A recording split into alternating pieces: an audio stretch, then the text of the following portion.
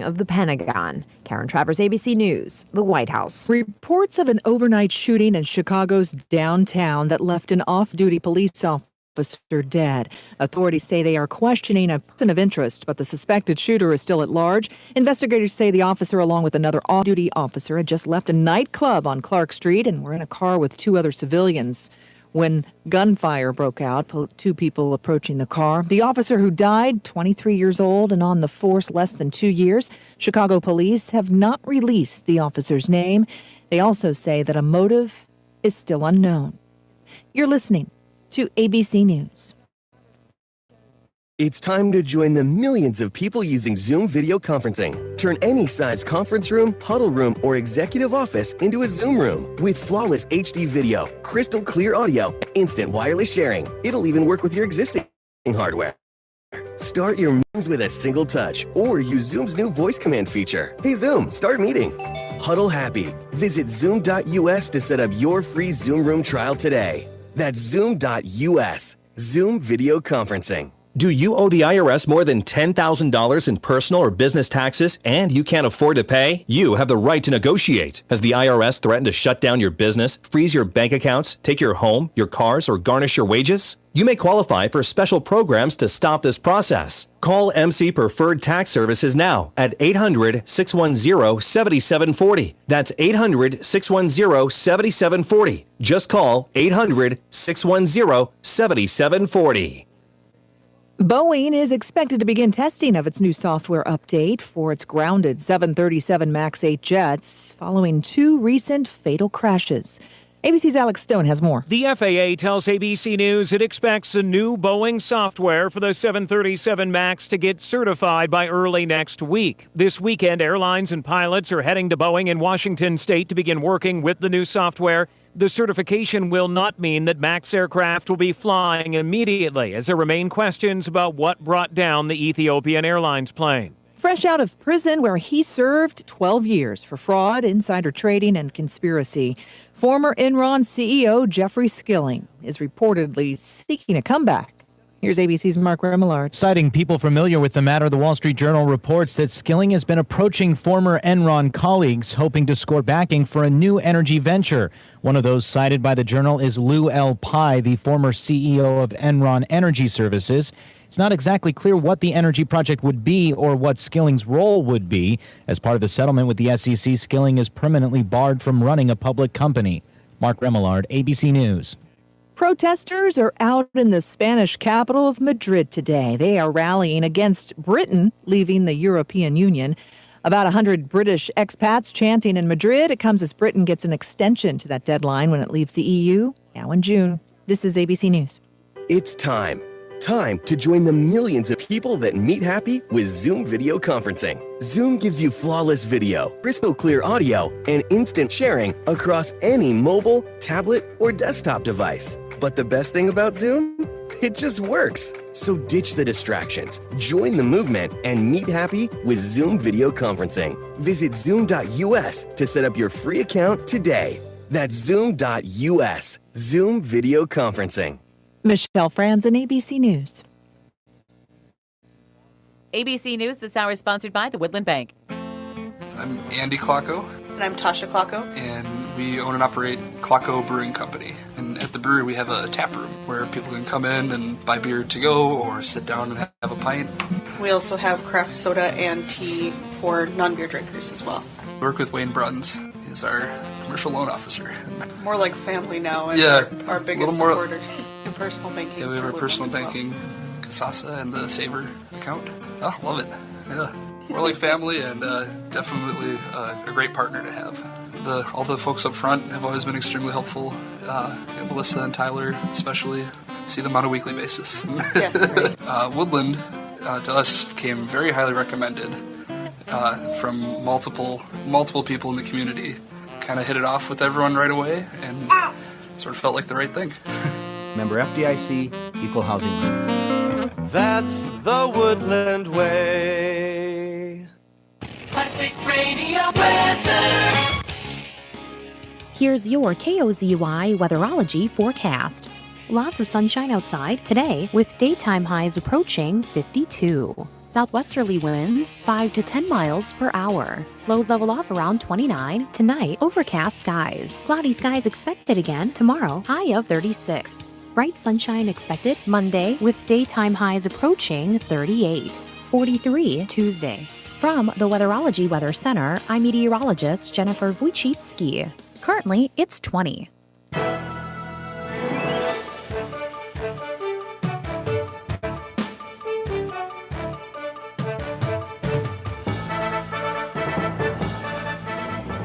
It's time for the Sports Issue on 1320 KOZY and KOZYRadio.com. Underneath it goes. Shevich turns, puts it home. 10-7 Deer River. Behind the net in the St. Cloud zone. The Raiders bring it all the way out to the point. Cam Lance trying to get it into Trombley. Now Trombley gets down Dolan. Dante Lawson. There's a goal from Dante. And a pass from Ben Trombley. Ding, ding, Power play goal. Ding, ding. The Sports Issue is brought to you by Grand Itasca Clinic and Hospital, Jimmy John's, Northern Star Cenex and A&W, Anderson Glass, Daimler Ford, Woodland Bank, and Super One Foods. You got the Energizer Bunny, Grant Hansen, running the baseline back and forth. And he picks one off. Ahead to DeChambeau, goes in, slams it home. 34-28. Coffee the rebound. They won't foul. The pass ahead to McBrayer. McBrayer waving up. Wants the crowd to cheer. 2 seconds. 1 second. There's the horn. And Minnesota has knocked off Louisville. The final, Golden Gophers 86. The Cardinals 76. The Gophers advance to the second round. The Sports Issue starts now on 1320 KOZY. And a very happy Saturday morning to you and yours. Welcome to the Sports Issue here on your sports leader, KOZY. I'm Jojo Leotti. Hope your weekend is off to a great start. Sheldon, good morning to you. Good morning. I'm going to move this microphone. Hold on. Very good. There. Now we can make eye contact and have real, authentic conversation. Through a window, but that's okay. That's all right. I read you loud and clear. And how are you? I'm a little stiff and sore, but, you know, making friends with my Mexican friend, Manuel Labor. I see. So you've been really working, laying a lot of flooring, I hear, lately? Yeah, doing a little house renovations and all of that. Now that sports isn't there, I got to do something to keep me busy. I suppose so. This is higher level of difficulty, at least for me. I hurt myself doing these things. Oh, well, if you want, I hear there's a good spa and massage in Florida. Ba-dum-ba. You'll pass? I'll pass. Okay, fair enough. Do you do, like, play-by-play when you're laying flooring? No. Oh, okay. No, I do not. Just to stay sharp in the brief off-season between seasons? No. Okay. No, I do not. But I'll tell you, if you're a sports fan, and a sports fan, you know, that includes high school sports and college and what a bounty of game. There's just way too much to watch and keep track of over the last few days with first round of NCAAs going on, which of course is what everyone thinks of with March Madness. But in addition to that, 2 Minnesota teams in the NCHC State Boys Basketball Tournament, NCAA Championship Wrestling going on this weekend in Pittsburgh, and the Wild and the Wolves both still playing. I'm sure we'll talk about it a little more. Wild back into a playoff spot as of this morning. Just way too much to watch. My channel surfing was not adequate. And I'll just add on, NCAA Women's Frozen Four. There you go. Going on. It'll be the Gophers and the Badgers playing for the title. Women's basketball NIT, Gopher women picking up a win last night. We'll have some highlights of that coming up. It is March Madness in all sorts of ways. And not to mention, we're getting set for spring sports, and we'll be joined by Grand Rapids Baseball in studio at about 9:30. Coach Kinnunen bringing a few of the guys with him here this morning. So looking forward to that conversation. Kind of one of our... Well, they can't get out on the field, but I'm pumped. Yeah, no kidding, right? And before we get too far into the show, a big welcome to several new sponsors. Yes, yeah, run them down. Welcome aboard to Grand Itasca Clinic and Hospital, Jimmy John's, Northern Star Cynics, and A&W of Deer River. And big welcome to those sponsors. Thanks so much for supporting the sports issue. As well as the tried and trues that have been on for a long time. Super One Foods, Daimler Ford, and Woodland Bank and Anderson Glass. Thank you so much. And again, thank you for your support. Glad to have you on. And by the way, also, non-sports note, the JC's Home Sport and Travel Show going on all weekend at the IRA Civic Center in Grand Rapids. Food, vendors, get ready for those spring projects. Get everything you need. They'll have you covered. And we'll be there. Stop by, say hi, and pick up a twin schedule. Absolutely. The fun little pocket size. Will you be there? I will be there today. Great. And you will be there sometime this weekend, right? Also today. Later on. Yes. You're my relief. Yeah. If you get there early, I can leave early? I don't know about that. Okay. No, I got to be well rested in the bullpen to make sure I'm ready to come in. Got it. Will you play Enter Sandman like Mariano Rivera when I walk up from the pen? No, I'll sing the Chordettes' Mr. Sandman. I'll accept that. So, let's see. We can start with state boys basketball action going on yesterday. I think the big story, Northwoods Grizzlies once again advancing to play for a state championship thanks to the, yet again, heroics of Cade Gogolai. You know, I think he was just trying to up the degree of difficulty yesterday through the worst pass I have seen, and I don't see that many Northwoods games, but, you know, between state tournament and usually a regular season game, section game here and there, I have seen him a number of times over the last 3 years. Absolutely butchered a pass up to, with about 20 seconds left, absolutely threw it into no man's land right into the hands of an Ada Borup player. And can we say that was the worst pass that he has thrown in a long, long time? It was awful. He might say the same. Yeah, and I'm not. Cade makes those kinds of plays so rarely, and just absolutely butchered it. And it's like, oh man, is that going to come? You know, and Ada Borup converted it into a 3-point play and a 1-point lead, and then Gogolai misses a shot that ends up going out of bounds, and they get it with 3.7 seconds left. My memory says. Curls off a screen that didn't really work into the corner with hands in his face, drains the corner three for the win. The legend of Cade continues. That's awesome stuff. That's just fantastic. I know WELY was carrying it. I tried to get the highlight call from Tom Coombe there, but I think maybe he's still celebrating or something. So Northwoods does get a 57-55 win over Ada Borup West in single A action yesterday. Other side of the bracket, it was Henning 67-34 over Spring Grove, setting up a 3 versus 4 matchup for the state championship in Class Single A. Yes, so at this point, Northwoods has taken down the 2. Now they get to take down the 3, right? Correct. Or no, the 4, because they are the 3. Right. And Springfield going down early to Spring Grove, the number 1 seed in Single A this year.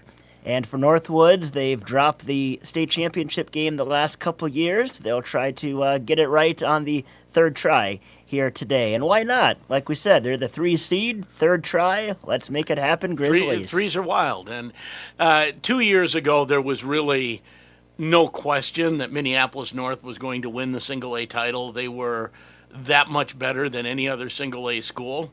It was like, oh, well, who's playing for second place? It was Northwoods. Last year, Northwoods blew a 10-point lead in the championship game. I think that they still remember that. Now, they almost blew a 10-point lead in the semifinal game, but Cade bailed them out. So good luck to the Grizzlies here today. In Class AA yesterday, it was Minneapolis North 62-46 over Perham. And on the other side of that bracket, it was Minnehaha Academy, an 82-52 win over Lake City. So your AA matchup for the title will be Minnehaha Academy against Minneapolis North here today. And I hear, I believe I heard that Minnehaha is moving up to 3A next year. I think basketball fans all around are already saying, "Oh boy, what's a De La Salle Minnehaha Academy final going to look like in 3A?" A lot of basketball to get there, but you just have that thought in the back of your mind that that'll make for a pretty good 3A title game next year. And De La Salle and Waseca for the AAA championship today at Target Center. In Class 4A, it'll be Hopkins against Lakeville North. And then we mentioned the AA and Single A title games. State basketball wrapping up the winter season. And Lakeville North, actually the number 5 seed. I have trouble making Lakeville into a Cinderella story at any point in time. But they took on number 1 Park Center, one-loss team, team that was definitely favored for the state title.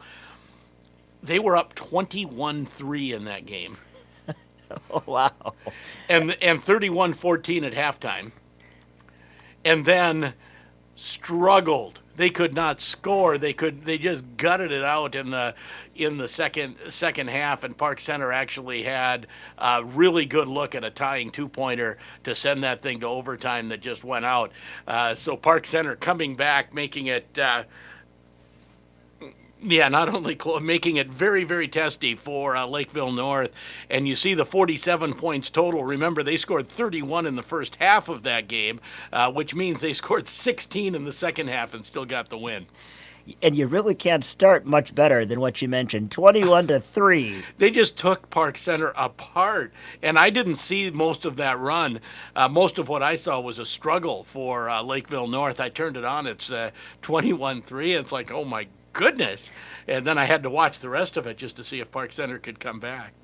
The Hopkins Lakeville North, that should be a good big school finish late tonight. But yeah, go Northwoods. They are in the championship game at 11 o'clock today. And hey, we'll take our first time out here on the Sports Issue. We'll come back. We'll chat Gophers, Wild, Wolves, and Grand Rapids baseball. Will join us in just over an hour. Keep it here. The Sports Issue continues next. KOZY.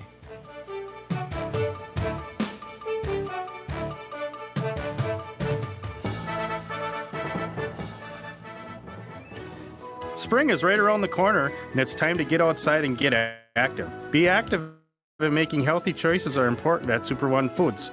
Hey, this is Kurt, store manager at Super One North. It's our citrus bag sale. Choose from Mignolette tangerines, Care navel oranges, Texas grapefruit, or heirloom navel oranges, $3.99 for a 3-pound bag. Have you shopped our meat department? We have a large variety of premium seafood, fresh fish, and don't forget halibut and pollock are also available. Super One Foods, proud to be part of your community. So some people are asking, what's this warranty for life business? Hey, Max here from Dowlier Ford, and here's the deal. We are giving you a lifetime powertrain warranty on all new and qualified used vehicles.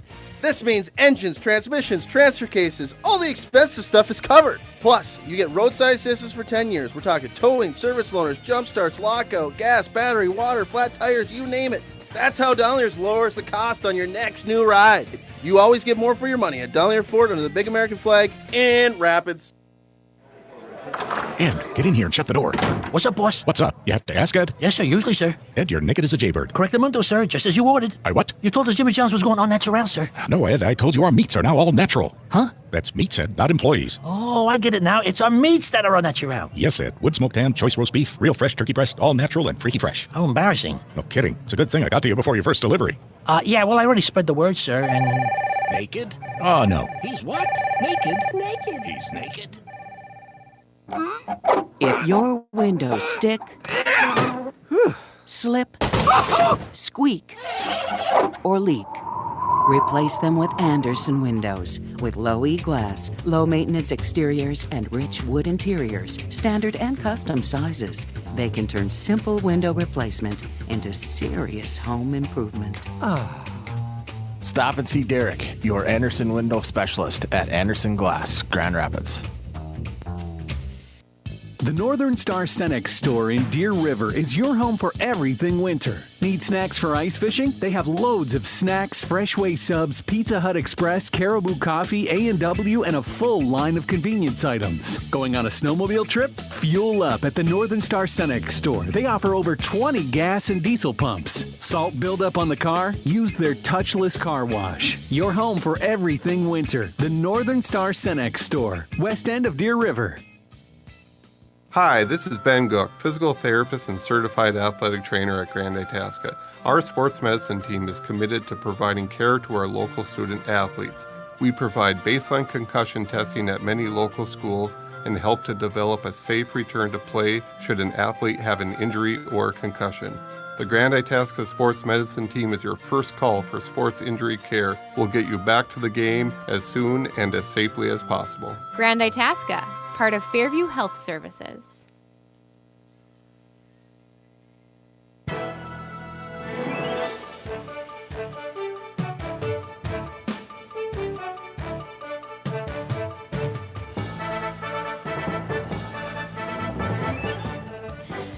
And welcome back to the Sports Issue here on 1320 KOZY and KOZYRadio.com. Joe Gigliotti with Sheldon Willis.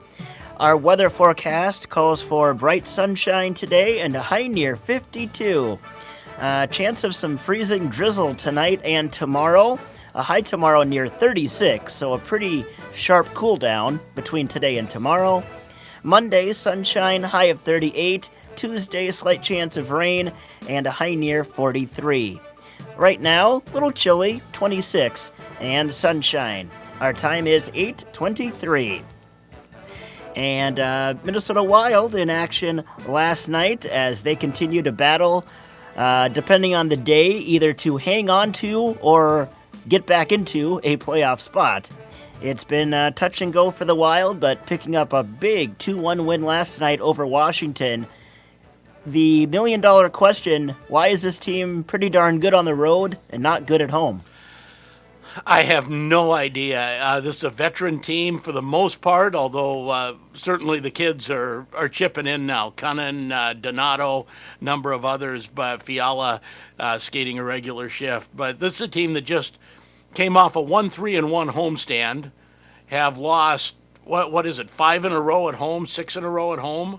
Something like that, yep. Got 2 out of a possible 4 points at home, or 3 out of a 3 out of a possible 6. I don't forget what it was. It's bad. Right. Bad. And then they go on the road against the defending champs and look unbelievable in a 2-1 win. Everything looked good last night. And Jordan Greenway, speaking of youngsters stepping up, putting the Wild up 1-0. Wild will break into the offensive zone. A chance now. Greenway shoots and scores. Made a big power move. Drove through the right circle. Had Holtby at his mercy and buries it. And the Wild lead 1-0. Later on, Brett Connolly would tie it up 1-1. He'll play it off the wall. Back right point here for Oshie. Oshie works it back left side. Shot taken from there. They score. It was tipped in front. It was Jensen that took the shot from the left point. See who got it out in front. We got to get a siren at the IRA Civic Center. What do you think? No. No? No. How about like a choo-choo train like at Proctor? No, how about a mine explosion? We're not quite on the Iron Range. That would be more at the Snake Pit. Okay, yeah, we could do that. But later on, another youngster stepping up for the Wild, Luke Cunnin with the go-ahead and game-winning goal. Trying to sew up first place in the Metropolitan Division. The Wild come in. Here's Cunnin in all alone. He scores! Cunnin right up the center of the ice. Blisters a wrister past Holtby. Wild take the lead 2-1. And they would hang on for that big 2-1 win, putting them back in one of the wild card spots in the Western Conference. Right now, they're at 79 points. Colorado right behind them at 78. Yeah, and someone else is right behind them at 78 as well. 2 teams at 78 points. Yes, Alex Goligoski and the Arizona Coyotes. There you go. Yes. Colorado, Arizona, the 2 teams I get mixed up all the time. After the game, head coach Bruce Boudreau. Oops. Oh, okay. Hi, Bruce. Come on, Bruce. You can talk. He's not shy. No. Says Well, it starts to play, then it says 0 and doesn't play anything. But anyways, he was happy with the win. And I think he was asked the first question, what does this mean for the team? And he says, well, means we have a playoff spot again for today. So, and I like Bruce. And he's not wrong. I do too. Good dude. So Wild again, right now the second wild card team in the West. And it's basically those 3 teams for one spot. Yeah, pretty much. Yeah. Pretty much. I mean, you can maybe say 4 teams for 2 spots, but I would say Dallas probably has by far the inside track for that first wild card spot. I think so. Yeah, and then I'd say, and hey, Chicago only 5 points back from Minnesota. That's too much. Too much. That's okay. Too much. Yeah, if it was like college where you could get 3 points in a game, then maybe.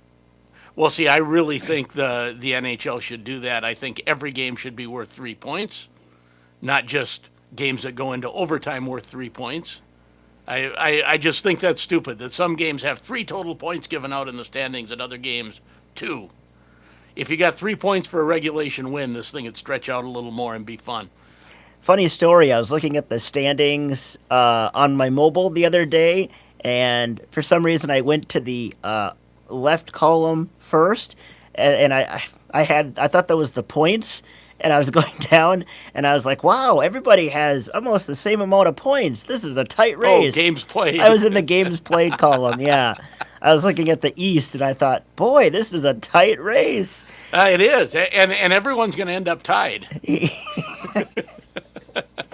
Yeah, what do you do with a 15-way tie or a 16-way tie? Yeah, exactly. But speaking of the East, your playoff teams right now, Washington, the New York Islanders, and Pittsburgh. Tampa Bay running away with the East. Boston and Toronto also in. Wildcard teams right now in the East, Carolina and Montreal. Columbus and, well, mainly Columbus, trying to vie for one of those spots as well. In the West, it's Winnipeg, Nashville, and St. Louis. And Pacific, Calgary, San Jose, and Vegas. And again, Dallas and Minnesota are your wild card teams. Right now. Yes, as of this morning. And the Wild back in action on the road against another playoff team, Carolina, which means they'll probably win and then come home and lose and make us all crazy. Carolina featuring former Wild forward Nino Niederreiter. So it'll be fun to play against him again. Well, play against him for the first time. And Pontus Aberg will play against his former team, Carolina. Let's see.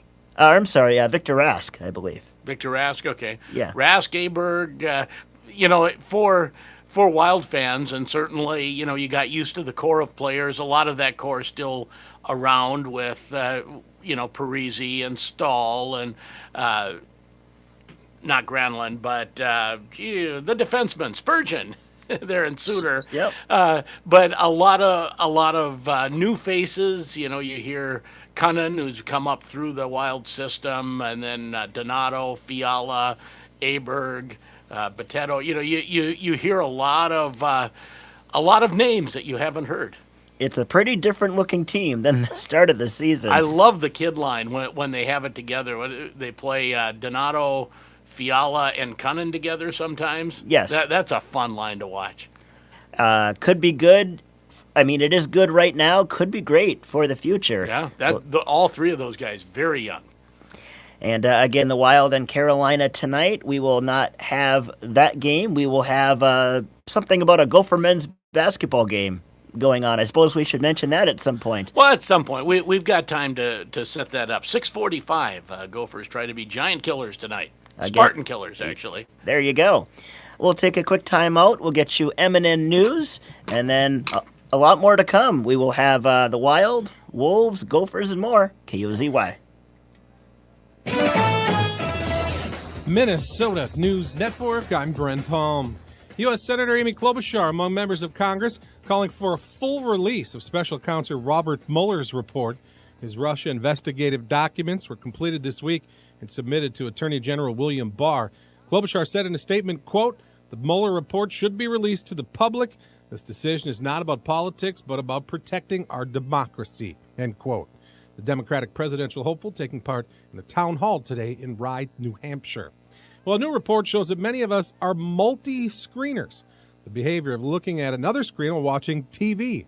U of M assistant professor Claire Sahine. More and more people, especially the younger generations, are using multiple devices, like on average 3 devices at the same time: television, laptop, and smartphone. A recent Nielsen report found 45% of U.S. respondents watch TV while using a digital device. This is MNN. I wasn't prepared to be a caregiver to Mom. I had no idea how hard it would be and what I would need to know.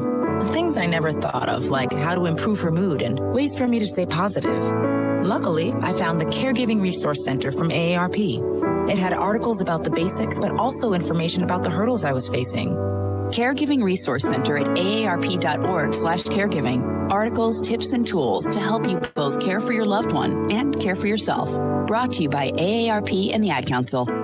Are you thinking about buying medicine online? A search for online pharmacies yields more than 20 million results. But which ones can you trust? Medicines bought from unlicensed online pharmacies can be dangerous. You may get a fake drug, your condition may get worse, or you may experience a bad reaction. Don't put your health at risk. To learn how to find an online pharmacy that's safe and legal, visit fda.gov/BeSafeRx. A message from the U.S. Food and Drug Administration. So some people are asking, what's this warranty for life business? Hey, Max here from Donlier Ford, and here's the deal. We are giving you a lifetime powertrain warranty on all new and qualified used vehicles. This means engines, transmissions, transfer cases, all the expensive stuff is covered. Plus, you get roadside assistance for 10 years. We're talking towing, service loaners, jump starts, lockout, gas, battery, water, flat tires, you name it. That's how Donlier's lowers the cost on your next new ride. You always get more for your money at Donlier Ford under the big American flag in Rapids.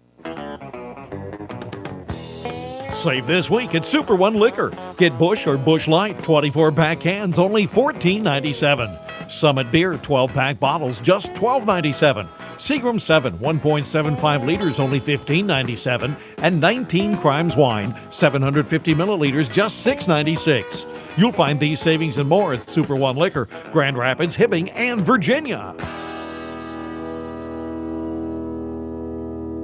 Join us Sunday morning at 7 a.m. for the Minnesota Military Radio Hour. As a Vietnam veteran, volunteer host Tom Lyons is driven to make a difference for today's service members, veterans, and their family by exploring everything from new nation-leading initiatives in our local VA facilities to the efforts of our small-town Yellow Ribbon networks welcoming their troops home. We hope to inspire others to step up and help in their communities. Listen Sunday mornings at 7 a.m. on 1320 KOZY. Classic Radio weather.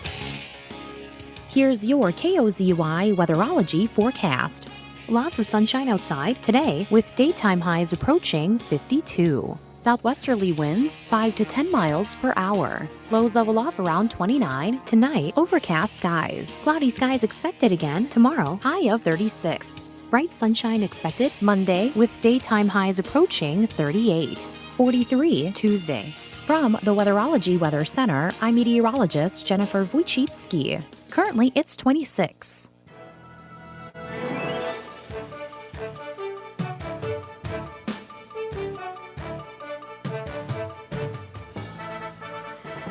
Just after 8:30 on a Saturday morning on KOZY. He's Sheldon. I'm Joe. Glad to have everybody along. Hope your weekends are off to a great start. Let's see, coming up a little later on, Grand Rapids Baseball in studio, Coach K and a few of the guys coming in as they brush off the cleats and spring practices are underway.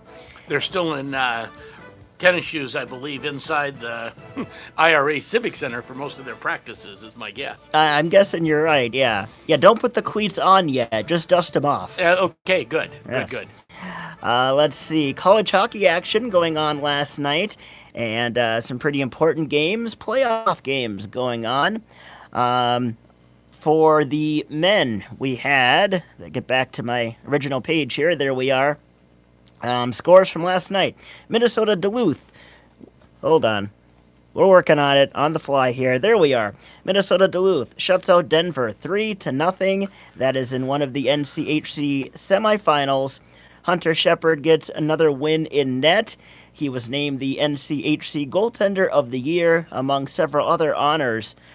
Shepard 24, 11, and 2 on the season. 76th consecutive start. Talk about a workhorse, right? And in the other NCHC semifinal, it was St. Cloud State over Colorado College. Final score 5-2.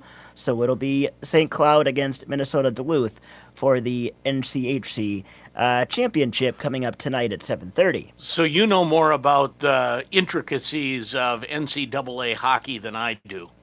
If UMD wins, do they get a number 1 seed in the NCAA? I would think so. Right now they're third in the pairwise, and St. Cloud is 1. So I would think that would be a pretty good bet for them to be a 1. Even if you're third, you can get a 1, right? There's 4 number 1 regional seeds. Correct. And I suppose it depends who goes to which region, but you may have to go like to Key West or something to play your number 1 seeded game, but you'll still get it or whatever. Frankly, that doesn't sound that bad. No, not at all. Other men's college hockey scores from yesterday, it was Boston College 3-0 over Massachusetts. Clarkson knocks off Harvard 5-2.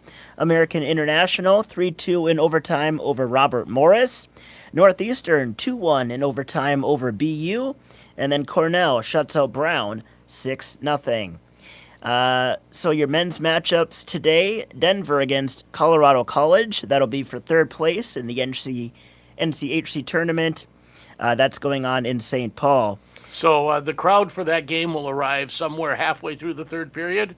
Probably. Because the next game is the championship and has 2 Minnesota teams. Yeah. I mean, the good news for that third place game, those who do show up on time, they could carpool from Colorado. Oh, there you go. There you go. Colorado College and Denver are playing. I like that, yeah. And elsewhere, it'll be Minnesota State against Bowling Green. That'll be for the WCHA Men's Championship. Your Big Ten Championship matchup is Notre Dame taking on Penn State.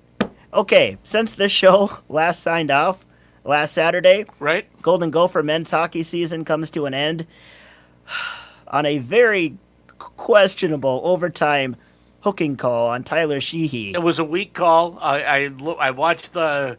I wasn't watching it live. I watched the replay. Certainly a call that you don't expect to be made in overtime. Like a friend of mine on Twitter did tweet out, the Gophers did have the option of killing that penalty and continuing to play. True. It's not like they ruled a bad goal. Also true. So I get it. I get why there's sour grapes for Gopher fans. But just calling a bad penalty in overtime does not equal a travesty to me. Well, it does to Bob Motzko. He called it a complete travesty. Okay, even worse. That's even worse, yes. Yeah. But credit to Coach Motzko. After he got that out of the way, he mainly saluted the senior class in his post-game interview when he could have just gone off the rails on the officials. So, good job there. But yeah, obviously Gopher Nation not happy with that overtime call. But like you said, it was, could have killed off the power play, and the Gophers still had 60 minutes to score more than one goal. And they needed to win that one plus another one to have any chance at the NCAAs. It's not like just that game would have gotten them in. And the thing is, too, even more frustrating is that Penn State knocked off Ohio State in the other semi, so the Gophers would have had home ice for the Big Ten Championship today. Yes. Now, how many would have showed up? That's a different question. Well, you probably could have got 1,200 or so. Thinking about the crowds for the opening round of the Big Ten tournament against Michigan was not a pretty story. No, but of course the state hockey tournament was going on then. That's what everyone cared about. I guess so. And everyone would have, I don't know, there'd be a lot of Minnesota fans certainly for the NCHC today as well. But for the Gophers, they played progressively better as the season went along. This wasn't the Bob Motzko recruited team. He was playing with the recruits that were there already. And I want to see what Bob does with this. With this program when he has a couple years to recruit, and his youngsters, Sammy Walker, Blake McLaughlin, among others, look pretty darn good. So hopefully the Gopher program on the upswing, and Bob Motzko, certainly a highly qualified coach who has a great track record. It'll be a different-looking team next season. Gophers losing 9 seniors. Matt Robson signing an entry-level deal with the Wild.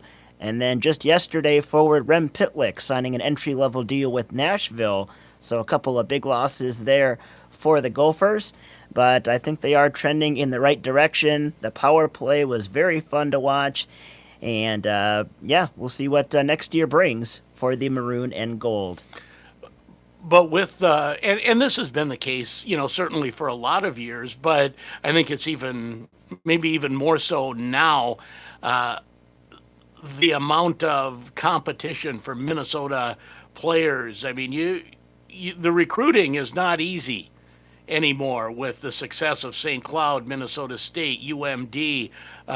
North Dakota competes for high-end players. Bemidji State competes for some higher-end players.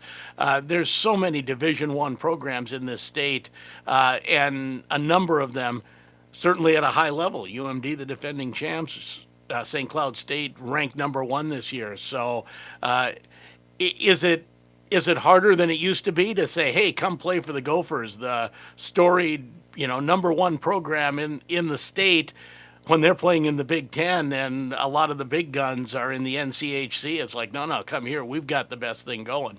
Yeah, you make a good point. And again, I'm sure with the power of social media, Twitter, Facebook, Instagram, etc., I mean, some of the recruits, they see those crowds or lack thereof at Minnesota. I mean, it could be and a sold-out Herb Brooks Center in St. Cloud, which is just up the road. Right, exactly.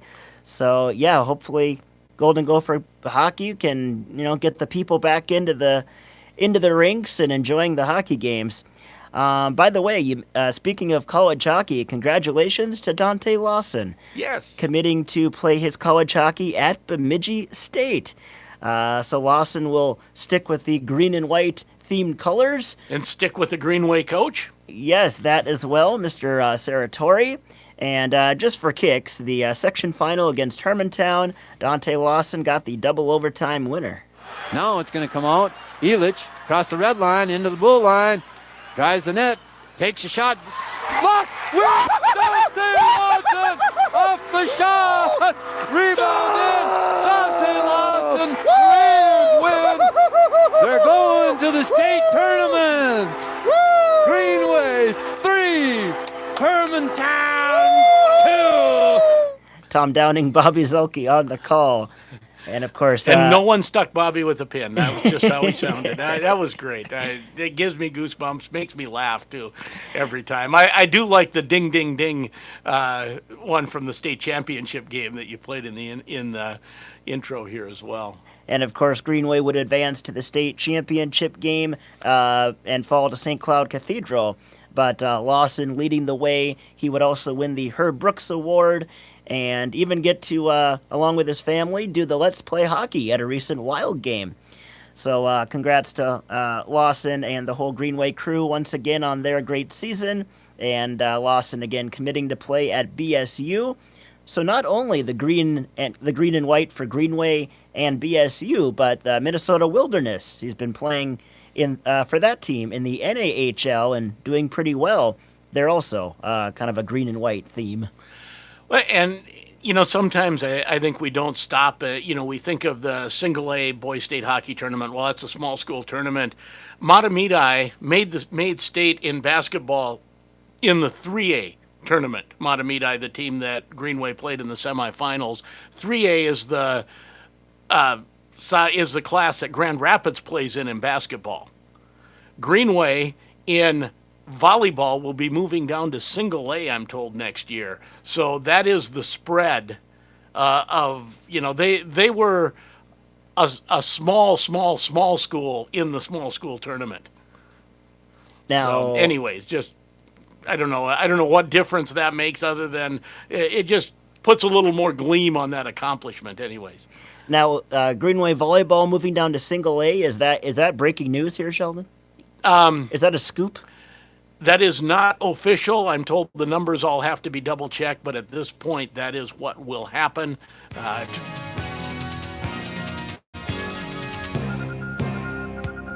Okay. But not official yet? Not official, though. Those have not come out, but I do have it from firsthand sources. Ooh, all right.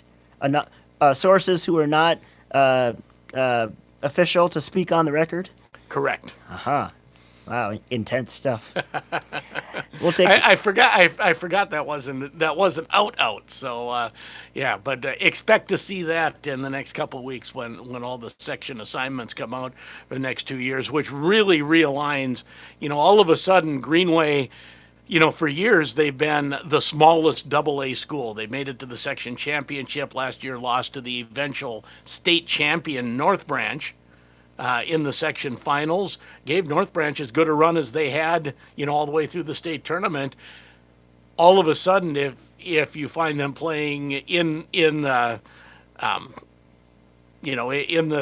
section tournament, you're, instead of playing the likes of Hermantown and North Branch, etc., you're going to be playing the likes of Deer River, Northwood, and I'm not denigrating those programs, but there's a significant difference in that single A tournament and double A tournament. And Greenway, if this ends up being confirmed, if the numbers are right, they will be the biggest single A school. And they no longer have the small school excuse in that sport anyways. And by the way, folks, we are also, along with our live streaming audio, streaming our live video at KOZYradio.com. There's a YouTube link. You can also find it on Twitter at Sheldon KOZY. For the most part today, you're seeing the back of Sheldon's head or the side profile. There he is.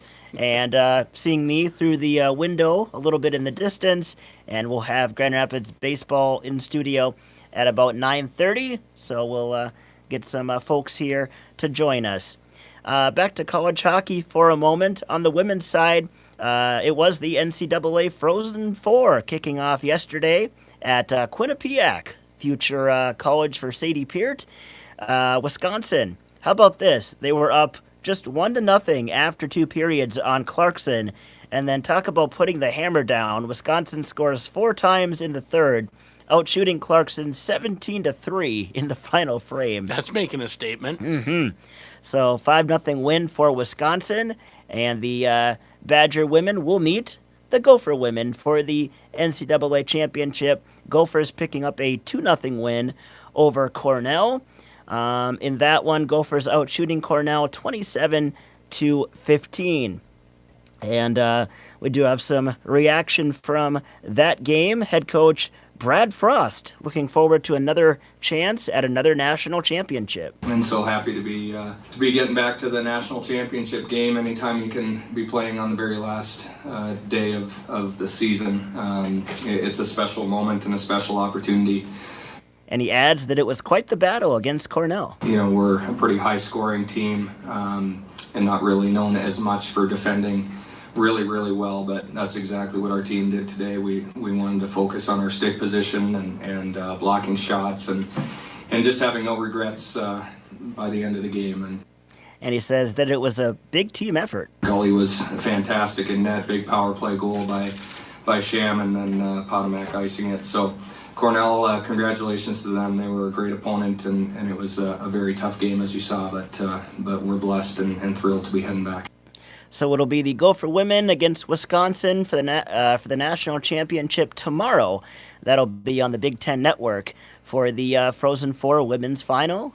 Go Gophers! Yeah, bring a national title home. And we will take a quick time out here on the Sports Issue. Your car care tip of the day is coming up next. We'll see what Tim has cooking for you. And also ABC News coming up at 9. The Sports Issue continues. KOZY. We're here with Andy and Tasha Klocko. We own and operate Klocko Brewing Company. We're located in Grand Rapids at 36 Southeast 10th Street, kind of right by the Water Tower and Walgreens. We are a craft brewery, so we first and foremost brew beer.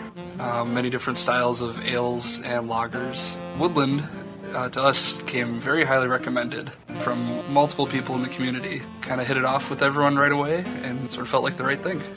We use business checking and loan services, nothing but friendly and professional, and really like how Brian's kind of made it clear that it's a partnership from the beginning. From our first meetup with him and Wayne, it was just very, very clear that, hey, this is an open and honest thing. We want to help you, because if you succeed, we succeed, and it's good to have that more of a partnership relationship. Just been so supportive. Member FDIC, Equal Housing Lender. That's the Woodland way. It's time for the Car Care Tip of the Day, sponsored by Hibbing Chrysler Center. It's the spring sales event at Hibbing Chrysler for the month of March. It's the hottest selling month of the year with the biggest rebates and the lowest payments at Hibbing Chrysler Center. Take advantage of the new 2019 Ram 1500 Express Quad Classic, leased for $190 per month, or the new 2019 Jeep Cherokee Trailhawk 4x4, leased for $280 per month, and Hibbing Chrysler's Triple Play, the 2019 Jeep Compass Latitude 4x4, leased for $299 per month. Hibbing Chrysler is taking it to the certified pre-owned level. They have a 2018 Ram 1500 SCT 4x4 for $25,999. That comes with peace of mind with the best certified warranty on the market. Hurry into Hibbing Chrysler Center for the spring sales event. It is so huge you won't want to miss it. Hibbing Chrysler Center, right on the belt line, right on the corner, and right on the price. Everybody gets a great deal. Everybody gets a great deal. With today's Car Care Tip, I'm Tim Edwards. It only takes a penny to see if your tires are worn or losing tread. Examining your tires for wear and tear, along with checking tire pressure and alignment, are essential to ensuring your vehicle's safety on the road and helps improve gas mileage and performance. You should be Car Care aware and check tire condition and pressure regularly. The penny test is a simple yet effective way to check tire tread. If you see Lincoln's head above the tread, you're ready for new tires. Tires are critical to a vehicle's handling and traction, and maintaining proper pressure is vitally important to vehicle safety. Underinflated tires are under stress and will wear unevenly, causing them to need to be replaced sooner. Routinely checking tire balance and wheel alignment reduces tire wear, improves handling, and increases fuel economy. If your car shakes or pulls to one side, it could be a sign of an alignment issue. Because uneven or accelerated tire wear may indicate an alignment problem, it's a good idea to have the alignment checked at least once a year. That's today's Car Care Tip. I'm Tim Edwards. The Car Care Tip of the Day, sponsored by the Hibbing Chrysler Center. Listen for the Car Care Tip of the Day, 8:50 a.m. on 1320 KOZY. Okay, here are 5 important reasons why your son or daughter should play a high school sport. Number 1. High school sports teach valuable life lessons like self-discipline, sportsmanship, and time management skills. 2. Teens who play a high school sport have better grade point averages and fewer disciplinary problems. Number 3. High school sports help fight teen obesity and substance abuse. Here's number 4. High school sports provide wholesome, constructive after-school activity, perfect for today's families. And number 5. And high school sports are safer than ever before. Injury surveillance and research, better equipment, and the continuing education programs for coaches provided by state and national athletic associations have made high school sports safer than ever before. This message presented by the Minnesota State High School League and the Minnesota Interscholastic Athletic Administrators Association.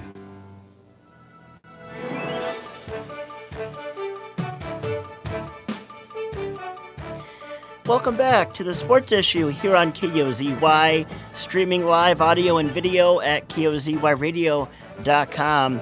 Our weather forecast calls for sunshine today and a high near 52. Yes, 52.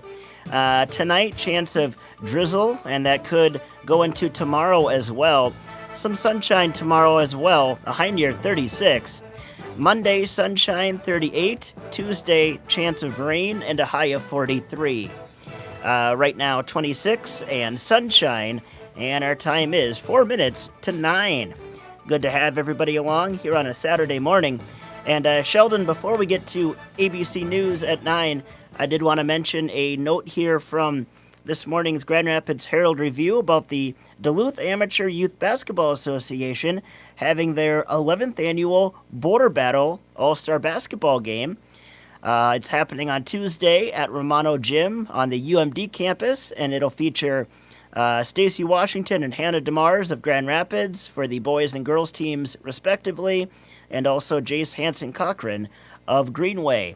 I was going to say, they're not playing on the same team, right? They are not. Stacy and Hannah, she could probably handle it. I don't know. She's a tough kid. Oh, for sure.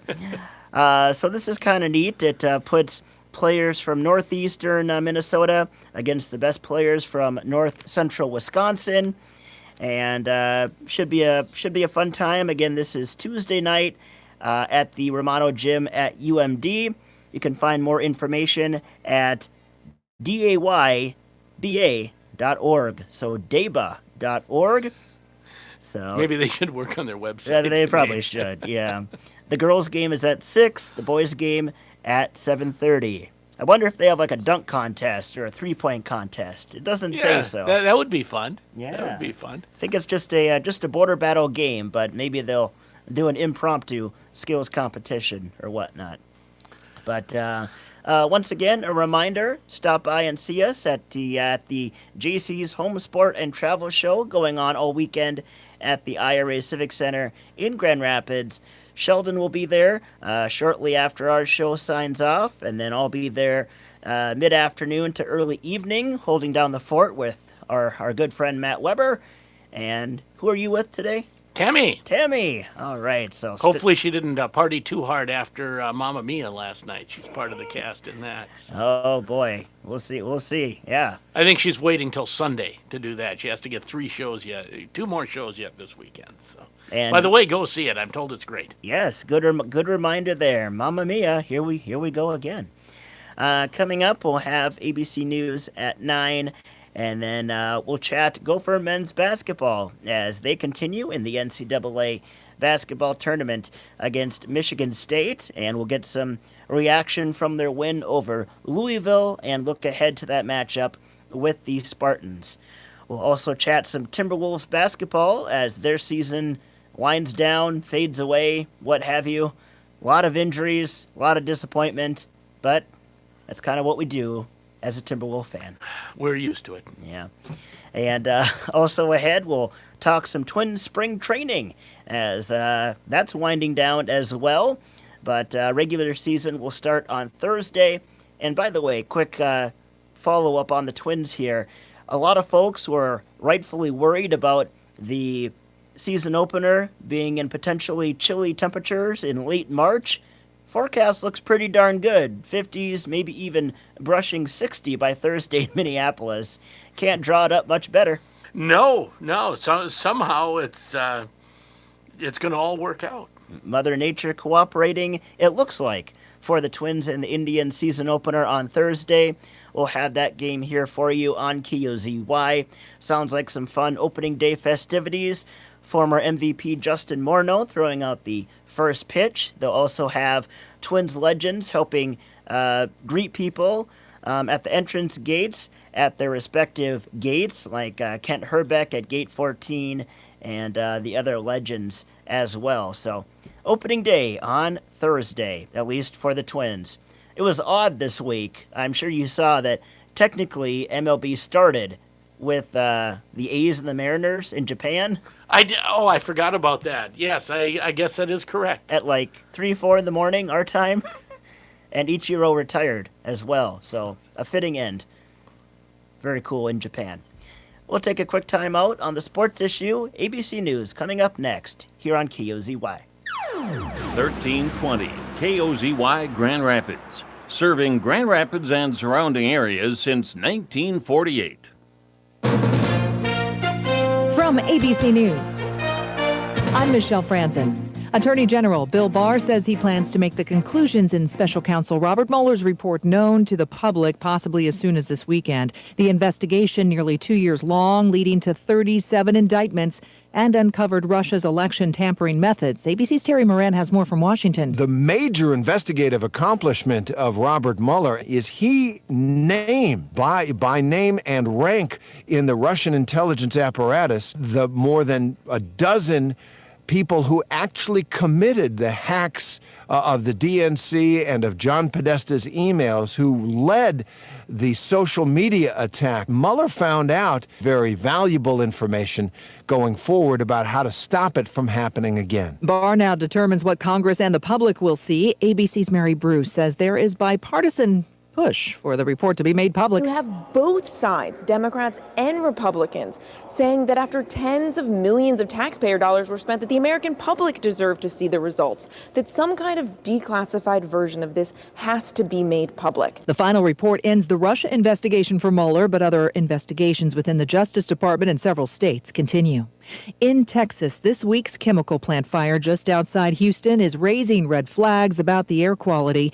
The state attorney general filing a lawsuit as that fire flared up again. ABC's Alex Perez has more from the scene. 2 of the tanks filled with components to make gasoline, nail polish remover, and glue reigniting, sending plumes of dangerous dark smoke into the air. It's the 3rd flare-up since Wednesday, when authorities extinguished the blaze after it burned for 4 days.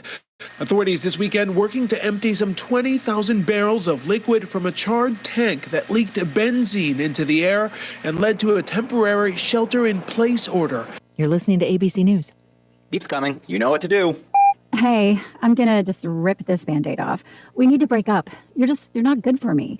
I'm always sweaty and uncomfortable around you, and I'm not getting any benefits from this relationship. You're just a basic memory foam mattress. I deserve better. And before you ask, yes, there is someone else. I've been seeing the Purple mattress online for a while now. Don't blame yourself. How can you compete with a bed that totally supports me, hugs my pressure points, and sleeps so effortlessly cool? Not to mention the 100-night trial and free shipping. Now that's a bed with benefits. It'll make me feel better than you ever could. Break up with your old mattress and get with Purple today. And right now, get $100 off the purchase of a mattress when you text DELIVER to 84888. Yes, $100 off, but only when you text DELIVER to 84888. That's DELIVER to 84888. Message and data rates may apply up to 5 messages a month. TNC and privacy policy found at purple.com/TNC. Reply help for help or stop to cancel. In Chicago, investigators say one off-duty police officer is dead following a shooting on Clark Street.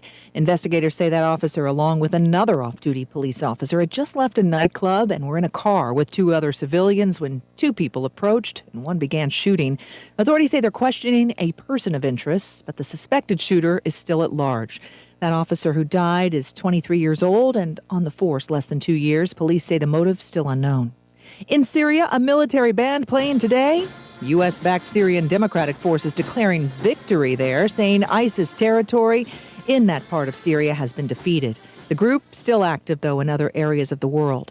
In Connecticut, a painting at a museum gets a new stamp of approval now that it's been proven the work is one of the great Impressionists. With Poppies, thought to be by Vincent van Gogh, had been at the Wadsworth Atheneum Museum in Hartford, Connecticut since 1957, but its authenticity was called into question in the 1990s, and the artwork was taken out of museum displays and shelved. With advances in technology and knowledge of Van Gogh's life, the museum decided to revisit the painting's provenance. Final verification came from the Van Gogh Museum in Amsterdam and concluded that it was in fact painted by the Dutch artist in 1886, just after he moved to Paris. Vase with Poppies will go back on display in April. Todd Ant, ABC News. This is ABC News. The clock is ticking down to April 15th, and if you haven't started your tax return, consider filing for a 6-month extension. Remember, this only pushes back the due date for filing of your tax documents. If you think you owe the IRS, you'll need to estimate that amount and make a payment by the deadline. Do you owe more than $10,000 in taxes to the IRS? There are programs that can reduce or eliminate your debt now. Call MC Preferred Tax Services at 800-680-8090. 800-680-8090. I'm Michelle Franzen, ABC News. Classic Radio weather. Here's your KOZY weatherology forecast. Lots of sunshine outside today with daytime highs approaching 52. Southwesterly winds 5 to 10 miles per hour. Lows level off around 29. Tonight, overcast skies. Cloudy skies expected again tomorrow, high of 36. Bright sunshine expected Monday with daytime highs approaching 38. 43 Tuesday. From the Weatherology Weather Center, I'm meteorologist Jennifer Wojcicki. Currently, it's 31.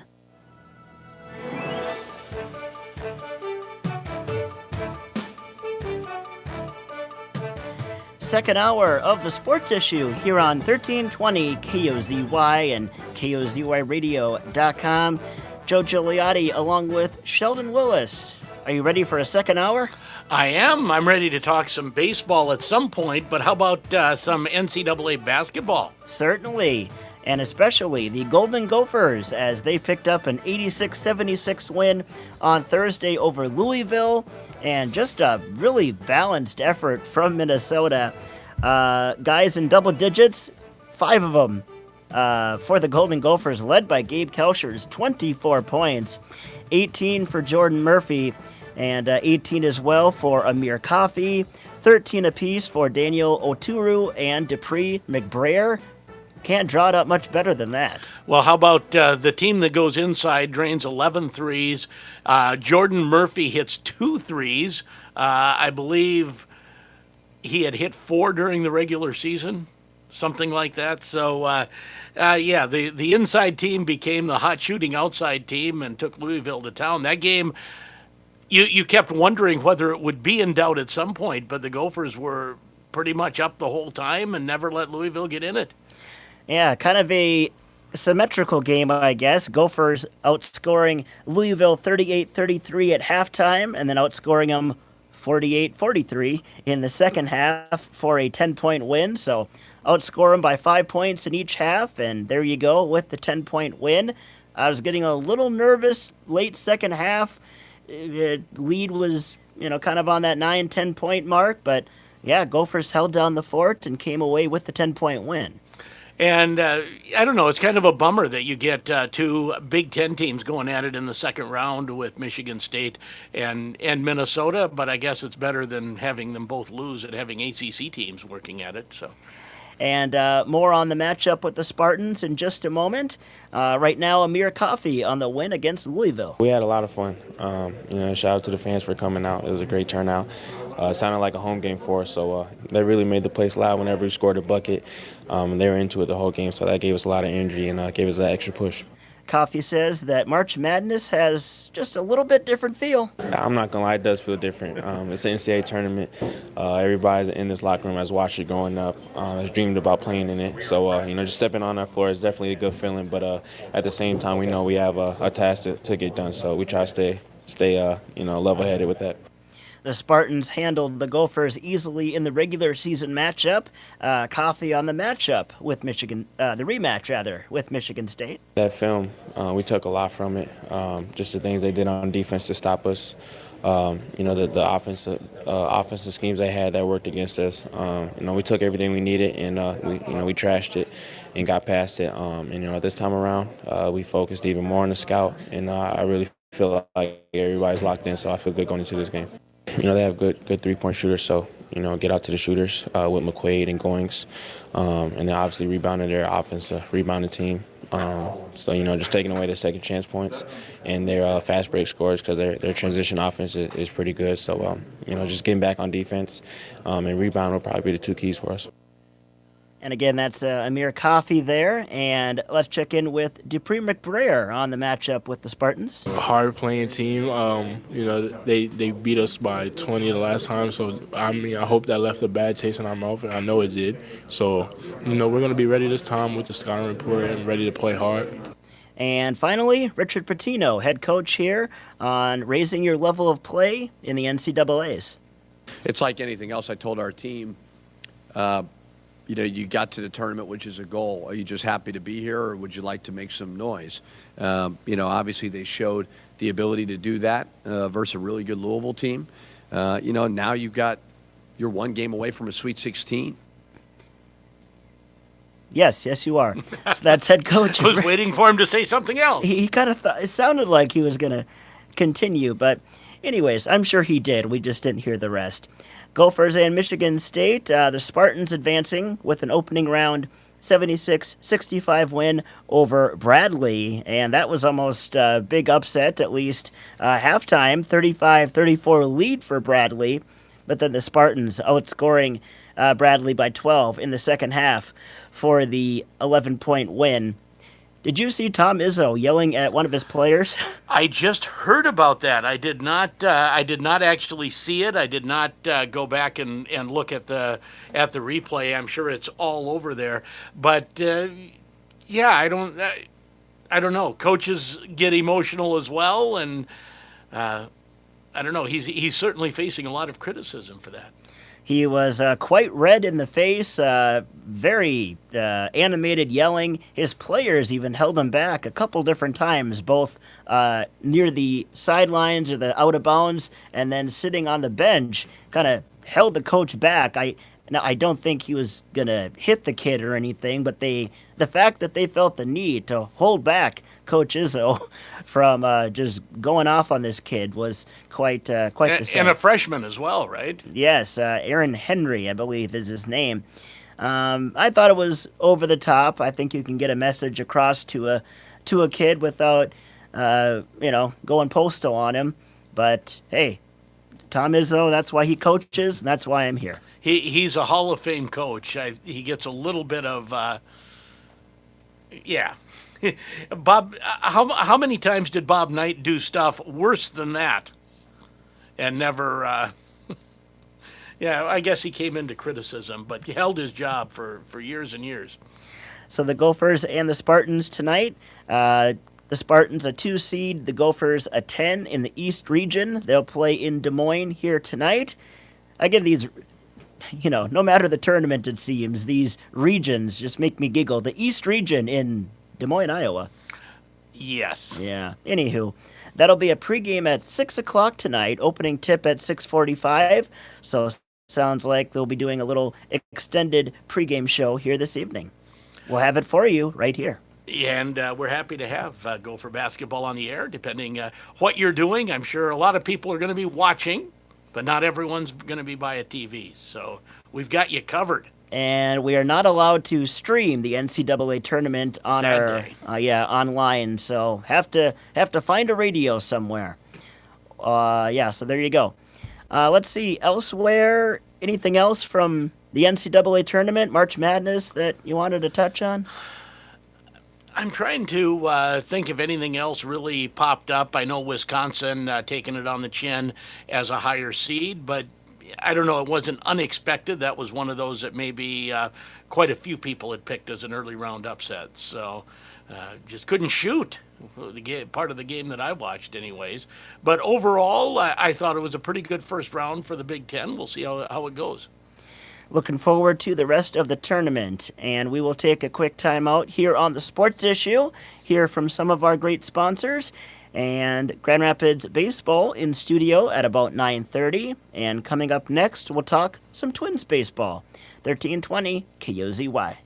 If your patio doors stick, squeak, or leak, replace them with Anderson patio doors. Their low E-glass, low-maintenance exteriors, rich wood interiors, and wide range of sizes can turn patio door replacement into serious home improvement. Stop and see Derek, your Anderson window specialist at Anderson Glass, Grand Rapids. Hi, this is Denny Holzman, Doctor of Physical Therapy at Grand Itasca. As a member of the Grand Itasca Sports Medicine team, I'm happy to help expand our coverage to my hometown of Hill City. Now providing training room time and sideline coverage, we're able to support more local athletes, ensuring safe play and prompt injury care. The Grand Itasca Sports Medicine team is your first call for sports injury care. We'll get you back to the game as soon and safely as possible. Grand Itasca, part of Fairview Health Services. Freak yeah, Jimmy John's. Freak yeah, what if I just needed one sandwich delivered? Freak yeah, we can do that. What about 100 sandwiches? Freak yeah, we can do that. What about 24 sandwiches? Freak yeah, we can do that. 67 sandwiches? Freak yeah, we can do that. You know, 67's a prime number. Freak yeah, a whole number greater than one whose only factors are one in itself, I know. Great. I'll take one turkey tom, please. Freak yeah, one turkey tom, on the way. Freaky fresh, freaky fast, Jimmy John's, freak yeah. It's DJ Khaled. You have to be a part of the biggest party of the year, Nickelodeon's Kids' Choice Awards. I'm hosting the party all night long. We talk about all your favorite stars: Chris Pratt, Adam Sandler, Will Smith, Zachary Levi, Chase Norman, Noah Centineo, plus Migos. Yeah, they performing. You know there's gonna be slime. And when I say slime, I mean slime. The Kids' Choice Awards, tonight at 8, 7 Central, Nickelodeon. And now, an ad from Dad. We got just this one line, right? All right, here we go. Save money on car insurance when you... Huh? Oh, it's not? I thought that was the mic. This is the mic here. Okay. Save money on car insurance when you bundle home and auto with Progressive. Is that too close? Sorry. Well, I don't know where to stand. Nobody's told me where to stand. Progressive can't save you from becoming your parents, but we can save you money when you bundle home and auto. Progressive Casualty Insurance Company, affiliates, and other insurers. Discounts not available in all states or situations.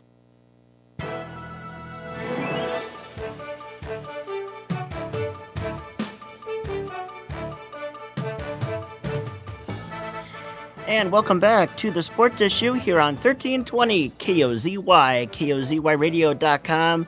Joe Gigliotti along with Sheldon Willis. Our weather forecast calls for lots of sunshine today and a high near 52. Beautiful day in store. For tonight and tomorrow, chance of drizzle and a high tomorrow near 36. Monday, sunshine 38. Tuesday, slight chance of rain and a high of 43. And right now we are at 32 with sunny skies. Our time is 9:17. Minnesota Twins continuing their spring training slate. Grapefruit League action yesterday as they took on the Boston Red Sox. And let's get a recap, see how that went. Packed house in Fort Myers. Twins and the Red Sox meeting for the 7th and final time here in spring training. Nice pitching matchup we thought going in. Kyle Gibson for the Twins and Chris Sale for the Red Sox. But then about 45 minutes before the game, the Red Sox announced that Chris Sale was a healthy scratch. So instead, one-time Twin minor leaguer Dan Runzler got the nod for the Red Sox. As for Gibson, though, a rough start for Kyle as he gave up 3 runs in that opening inning, including a first-pitch leadoff homer from Andrew Benintendi. And the Twins were down early 3-zip. They got 2 back, though, in the second on a Kepler 2-run single to make it 3-2. More on what happened there momentarily. But then the Red Sox put things away as Gibson and DJ Baxendale knocked around again. A 5-run third, and the Twins were down big throughout. They'd make a little bit of noise around the 6th inning, got 2 runs back, but the Red Sox taking control until the later innings. The Twins were down huge, but they made things rather interesting, in fact, as the Twins took advantage of some poor command from Red Sox reliever Hunter Smith, who walked in a run. Then Ronald Torreyes, who's competing for a spot on the opening day roster, kept the Twins in the game for at least one more batter. The 0-1 ground ball right side. That's a diving stop of the first baseman. Underhand toss to first. Torreyes dives, and he's safe. And Garver scores. So Torreyes head first dive to first, and he is still competing. Gave Adam Rosales a chance to tie the game up with a 9th inning 2-out grand slam, but he flied out to center field, and the Red Sox are able to hang on and win by a score of 10-6. As for Gibson, 2 2/3, 5 runs, 8 hits. Baxendale roughed up. Ryan Harper has looked really good here in camp. 2 innings, 1 unearned run. He struck out 2 more. Taylor Rogers faced 1 man, struck him out. But as I mentioned earlier, there was a significant play in the second on Kepler's 2-run single. Byron Buxton, rounding third base, collided with Red Sox shortstop Xander Bogaerts on the final out at third. Buxton came out of the game, but the good news is that it was listed as a facial contusion on the right side of his face. He is day-to-day. We should have more on his status and what it means moving forward with you and for you coming up during our broadcast on Saturday. The Twins are now 13-12-2 as they fall 10-6 to the Red Sox in front of a sellout crowd in Fort Myers on Friday. From Fort Myers, I'm Corey Provis on your home for Twins baseball. Thank you, Corey. So the Twins now, 5th in the highly esteemed Grapefruit League standings. So maybe they'll get like half a grapefruit basket at the end of spring training. Well, they did win the coveted Chairman's Cup, I believe, by winning the Grapefruit League series against Boston. Ooh. 4-3. All right. I don't know that that's like winning Paul Bunyan's axe, but, it's something. Similar, yeah. I couldn't help but laugh when Corey mentioned that just before game time, Chris Sale was a healthy scratch right after signing a 5-year extension for $145 million. Take the day off. What the hey? Yeah, go celebrate with your buds. I guess. I just think about the fans that went to the game hoping for a neat or a good pitching matchup, Gibson against Sale, and no Sale. And no Sale and Gibson implodes. So, yeah, well. I don't know the circumstances. Maybe they just wanted to, get other guys a look toward the end of camp here. And maybe they had been up really late negotiating that deal. Yeah, maybe that's it. I don't know. But, Twins fall yesterday in Grapefruit League action. Spring training, again, winding down. We will have tomorrow's game against the Yankees, and we'll have Tuesday's game as well. By the way, programming note, Tuesday's game, I have it as a 1 o'clock start, opposed to a noon. So note that on your calendars, everybody. We'll have that game for you. We will double check that, make sure it comes on at the right time. Certainly. And let's see, we will take one more. Actually, before we do that, let's hit some NBA scores quickly from last night. It was Denver 111-93 over the Knicks. Nikola Jokic with 21 points, 17 boards. Oklahoma City 116-109 over Toronto. It was Houston 111-105 over San Antonio. James Harden puts up 61 points. Nice night at the office. Yeah, he just calls that Friday. Milwaukee 116-87 over Miami. Antetokounmpo with 28 points. Brooklyn. You say that like a native. I try. 111-106 for Brooklyn over the Lakers. The Lakers officially eliminated from playoff contention. As are the Timberwolves, by the way. I checked. There's an E next to their name. Oh, no. I know as of Wednesday you were still holding out hope. Not really. All right. All right. By the way, I didn't catch the start of Running with the Wolves. What did Cal say when you said there's not quite an E next to the team quite yet? Basically, that the entire team has said they're going to play as if a playoff is possible, no matter how unlikely it is, until they're eliminated. And now they're eliminated. Which is now. Yeah. Yes. So I know a few of the injured guys, Covington, Teague, officially shut down. And Rose as well. There you go. Shut down for the rest of the season. We'll take a timeout here on the Sports Issue. M&N News coming up next, and then we'll be joined by Grand Rapids Baseball. 'Tis the season. Coming up next, KOZY. Minnesota News Network, I'm Brent Palm.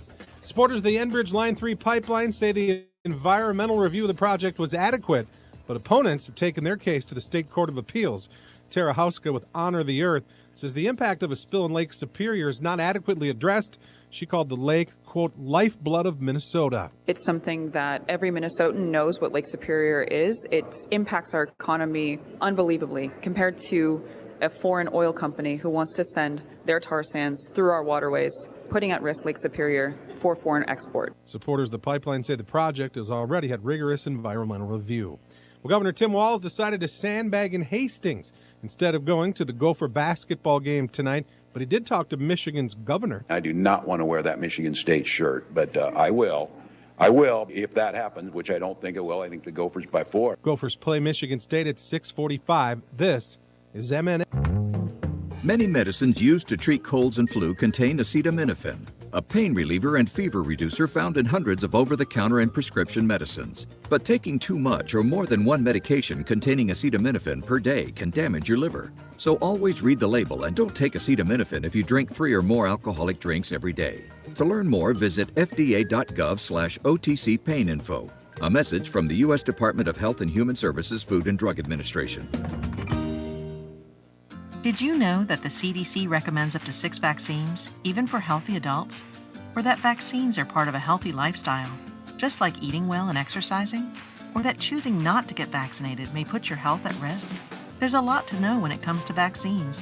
Get the facts by visiting vaccinesinu.com and talk to your doctor about which vaccines may be right for you. When it comes to your health, it pays to get the facts. Visit vaccinesinu.com for more information. A public service of Healthy Women in Merck. Qualifications and rules apply. Visit Woodland Bank for details. If going to the bank was more like going out to eat, where would you go? You could try some mega bank. Welcome to bank. How can we help you? Yeah, can I get a free checking account? That's one high-fee checking account. Would you like a credit card with that? I said free. Uh-huh. Extra fees. Ugh. Or you could visit a community financial institution. Welcome. My name is Doug. I'll be taking care of you today. We have a generous selection of free checking varietals. Our Kasasa accounts are some of my personal favorites. Kasasa? Kasasa pays you cash rewards for meeting a few easy qualifications. All fee-free, of course. Yeah, I'll try Kasasa. Excellent choice. Get free Kasasa checking and great service at your local community institution. That's KASASA. Hi, this is Brian Nicholson, president of Woodland Bank. Ask for Kasasa at any Woodland Bank location or go to woodlandbank.com. Woodland Bank, member FDIC. The Northern Star Cenex store in Deer River is your home for everything winter. Need snacks for ice fishing? They have loads of snacks, Freshway subs, Pizza Hut Express, Caribou Coffee, A&W, and a full line of convenience items. Going on a snowmobile trip? Fuel up at the Northern Star Cenex store. They offer over 20 gas and diesel pumps. Salt buildup on the car? Use their touchless car wash. Your home for everything winter. The Northern Star Cenex store, west end of Deer River. Classic Radio weather. Here's your KOZY weatherology forecast. Lots of sunshine outside today with daytime highs approaching 52. Southwesterly winds 5 to 10 miles per hour. Lows level off around 29. Tonight, overcast skies. Cloudy skies expected again tomorrow, high of 36. Bright sunshine expected Monday with daytime highs approaching 38. 43 Tuesday. From the Weatherology Weather Center, I'm meteorologist Jennifer Wojcicki. Currently, it's 31.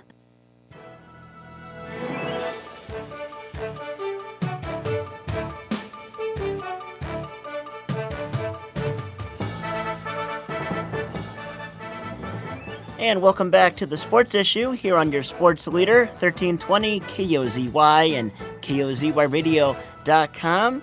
Jojo Leotti along with Sheldon Willis, and time to talk some Grand Rapids baseball. As you have a few of the players out there, and I see some shadows behind me. I'm wondering if that's Coach K. I see a Coach Kinnunen strolling in. There he is. He like owns the place, right? And I did. That is called the late dramatic appearance. He's gone, stop. He's gone. Hey, I did start like a minute or two early. Oh, yeah, okay. No, we won't let him off the hook that right. easy. Hey, now. Good morning. We got Grant and Isaac and Colin and Coach Kinnunen ready to talk some baseball.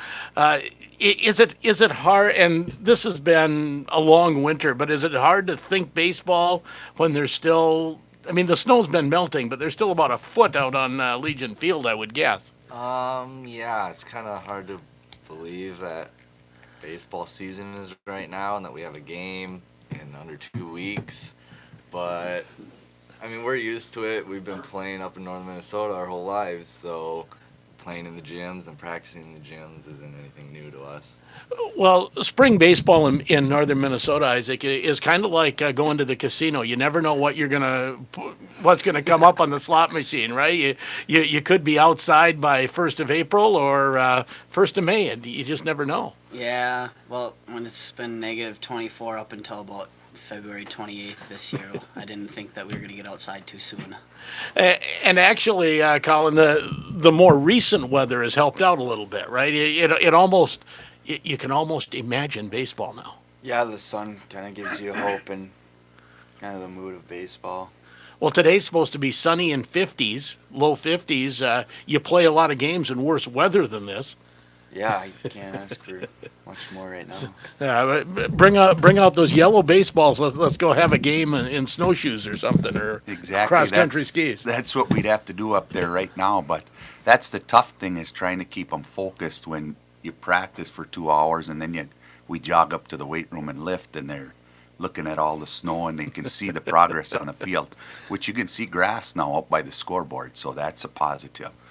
But it's not easy to keep them going, and mentally when they don't see a light at the end of the tunnel. But this weather now, like it's supposed to be today and tomorrow, but then next week it's going to cool down again at night. What we need is over 32 at night. That's what helps us, because then we're getting some melting. It's not freezing again. We just have to get rid of the snowpack. Then we worry about the frost. That's the big thing. Well, there was enough snow cover. I don't know how deep the frost is where the snow wasn't disturbed, but it may not be quite as deep as. No, a couple, was it last year or a couple of years ago when it got really cold early? Then we were in trouble. In deer season, it was cold a couple days, but see, Legion Field was built in the 50s, and what happened is in the old days they used to pack clay to get a good solid base, whereas now they use sand and peat so the water runs through it. So it takes longer for Legion to lose the frost with that clay as compared to Portage Park, where the water runs right through it. As soon as it's warm enough, it's gone, and we're out there 2 weeks earlier minimum. And is that something that you end up doing, is moving some of those early games out to Portage if that's playable and Legion isn't? We've had to in the past, and we prefer not to, but that's a beautiful complex there at Portage Park. They do a nice job, and the scenery with the pine trees for the hitting background, and it's a deep park though. It's 400 to center and 330 down the lines, so there's lots of room to run if you hit it in the gaps. But we've played games there with drifts 20 feet out from the fence before, and played ground rule triple if the ball rolls in it. So if that's what we need to do, and maybe this year we've got Superior first, they like to keep that early game. It's an April 5th game because they've got turf. So they've been outside on their turf because they plowed it off. I think both them and Proctor have been outside. So if we have to switch it, I wouldn't have a problem playing, because we were ready to go the first day this year. We came out and threw the ball, and I hadn't seen anything like that since 2012, when we should have been state champions. We got beat in the state semifinals, and it was very impressive. Since then, we've gone downhill a little bit, but we're getting our legs in shape due to that fact. Let's talk a little bit about last year's baseball season, which regular season-wise was one of those that was just almost not quite for the whole regular season, and then you put it together in playoffs. Yeah, I mean, I don't know what was happening. We didn't really, regular season games, we never really came out like with an attitude to win every game. It was just kind of going through the motions, but once playoffs came, we understood what we wanted and were able to put it into action and make it to state. But this year, we're planning on going a little farther in state and taking it all the way.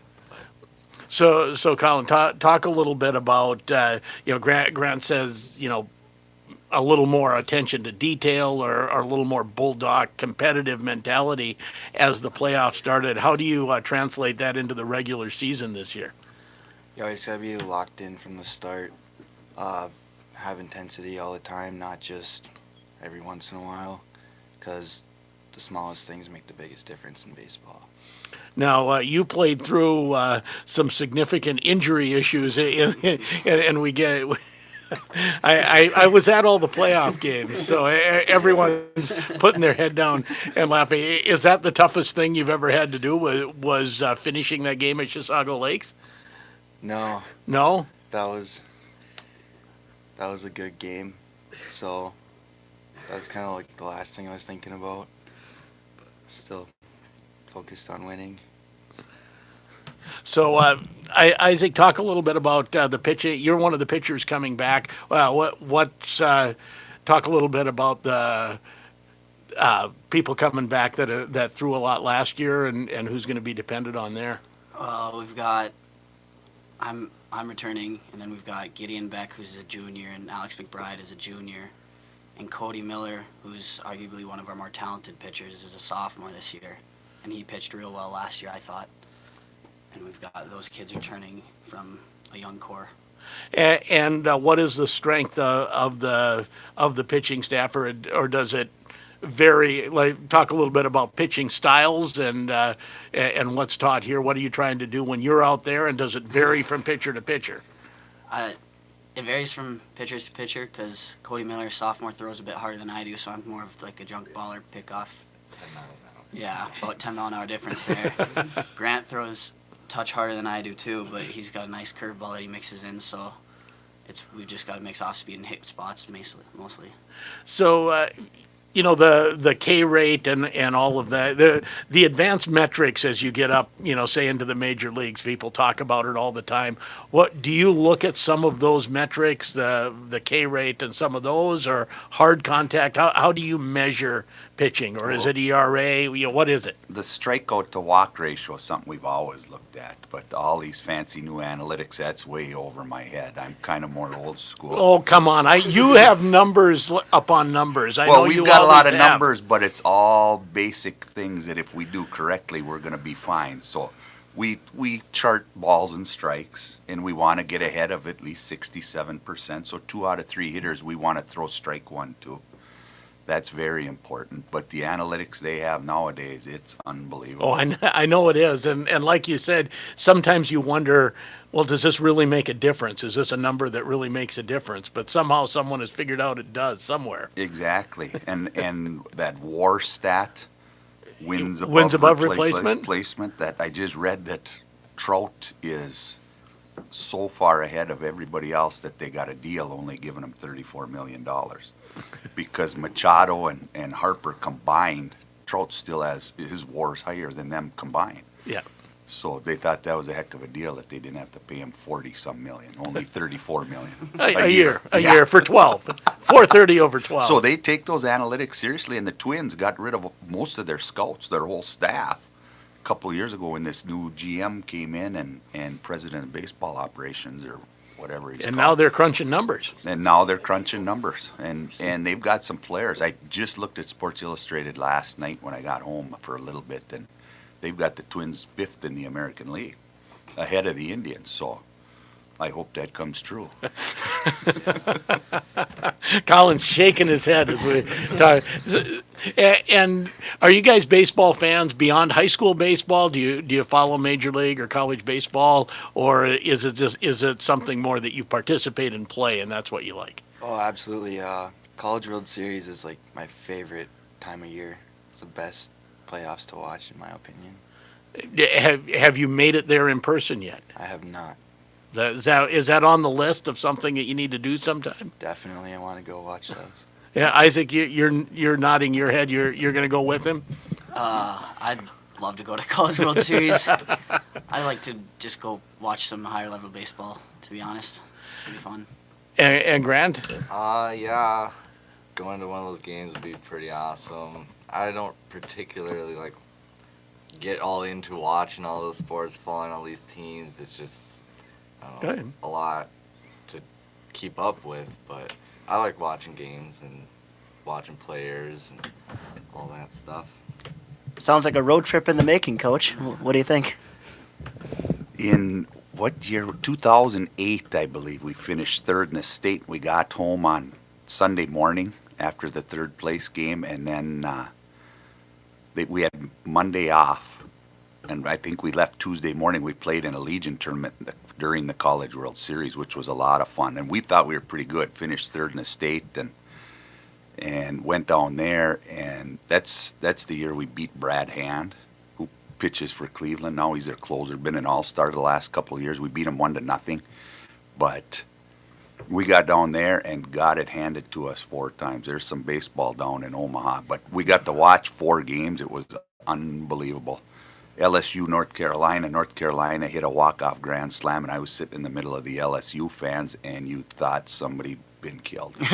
Just instantly it was. Then the next day I sat with the Georgia fans against Stanford, and same exact thing. It was, but exciting baseball. Whole different atmosphere. No one wanted you in their fan section anymore. You were a pariah.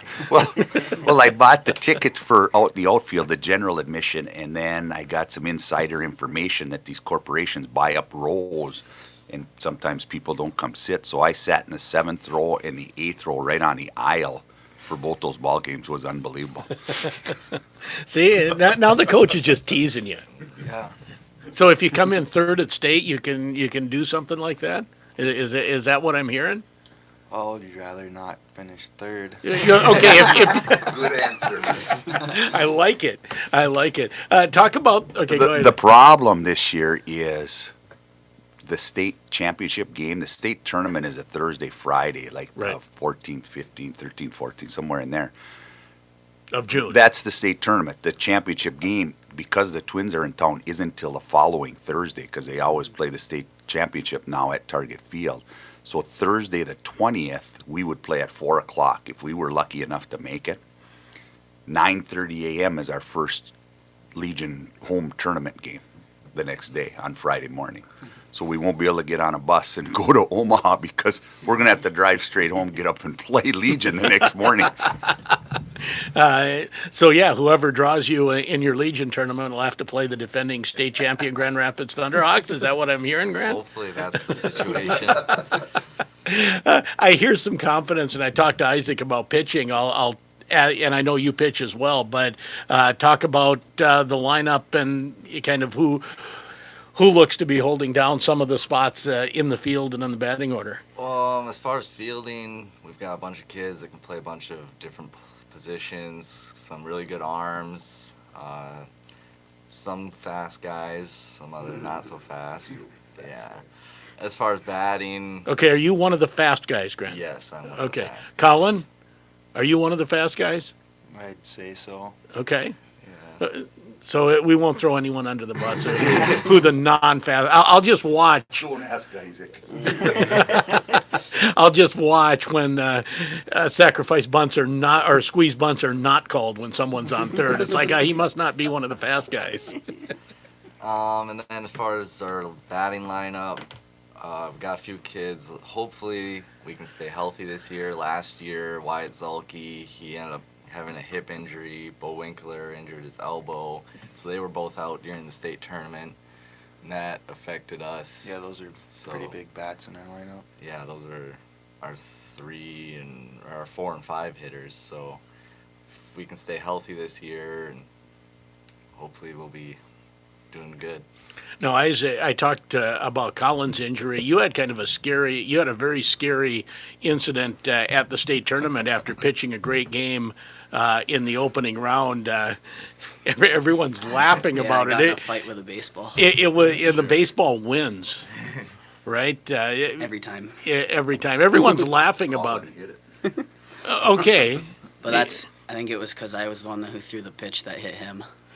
Okay, you had plunked him with a pitch. Is that it? No, he threw the pitch. The guy fouled off. Okay. In Chisago. Got it. Colin got him back. So you just throwing some batting practice? Yeah, I was just throwing batting practice, and I didn't stay behind the yellow screen good enough. I was going to say, there's a screen there. You're supposed to keep your head behind that, I think. Yeah, that's what I've been told. Kind of important. You know how important it is.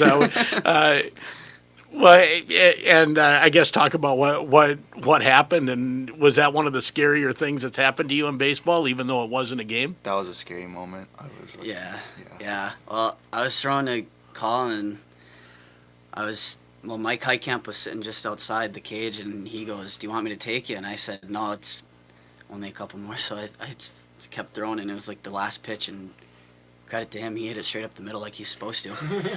And yeah, that's about the most I remember until I got in the ambulance.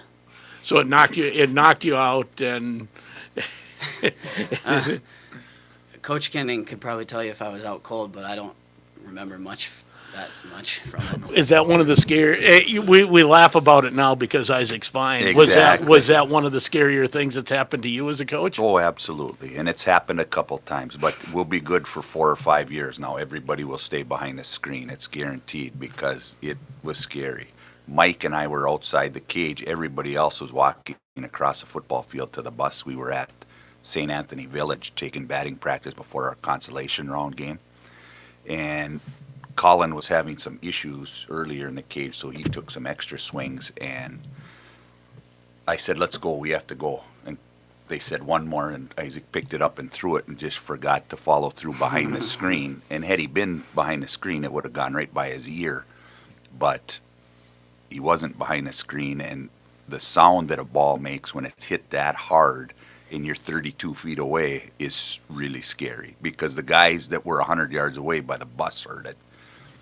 Like when you shoot a deer with a bow, that same kind of thwack, and And Isaac went down, and as soon as he hit the ground, he said, "I should have been behind the screen." So I knew we were okay because he could still think, and he realized he screwed You up. don't remember that. But then I was in there 3 seconds after it happened, and he knew that Colin had hit it, and he knew the day, he knew where he was, he knew that we lost the day before.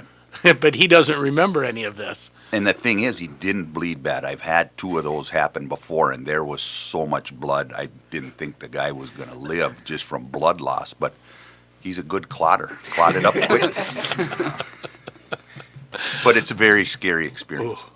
Did that affect that consolation game, do you think? I'm sure it did because the guys were wide-eyed, and we were down anyway after losing a close one to the eventual state champions, a team that had been ranked #1 in the state all year, and they had started 8 seniors, and that pitcher was a heck of a thrower. He threw their state tournament first-round game the year before and lost to the state champs in 9 innings. So hopefully we can face him again, but you could tell that we came out right away and gave up a couple runs to Wilmer. Is that who we played? Yeah.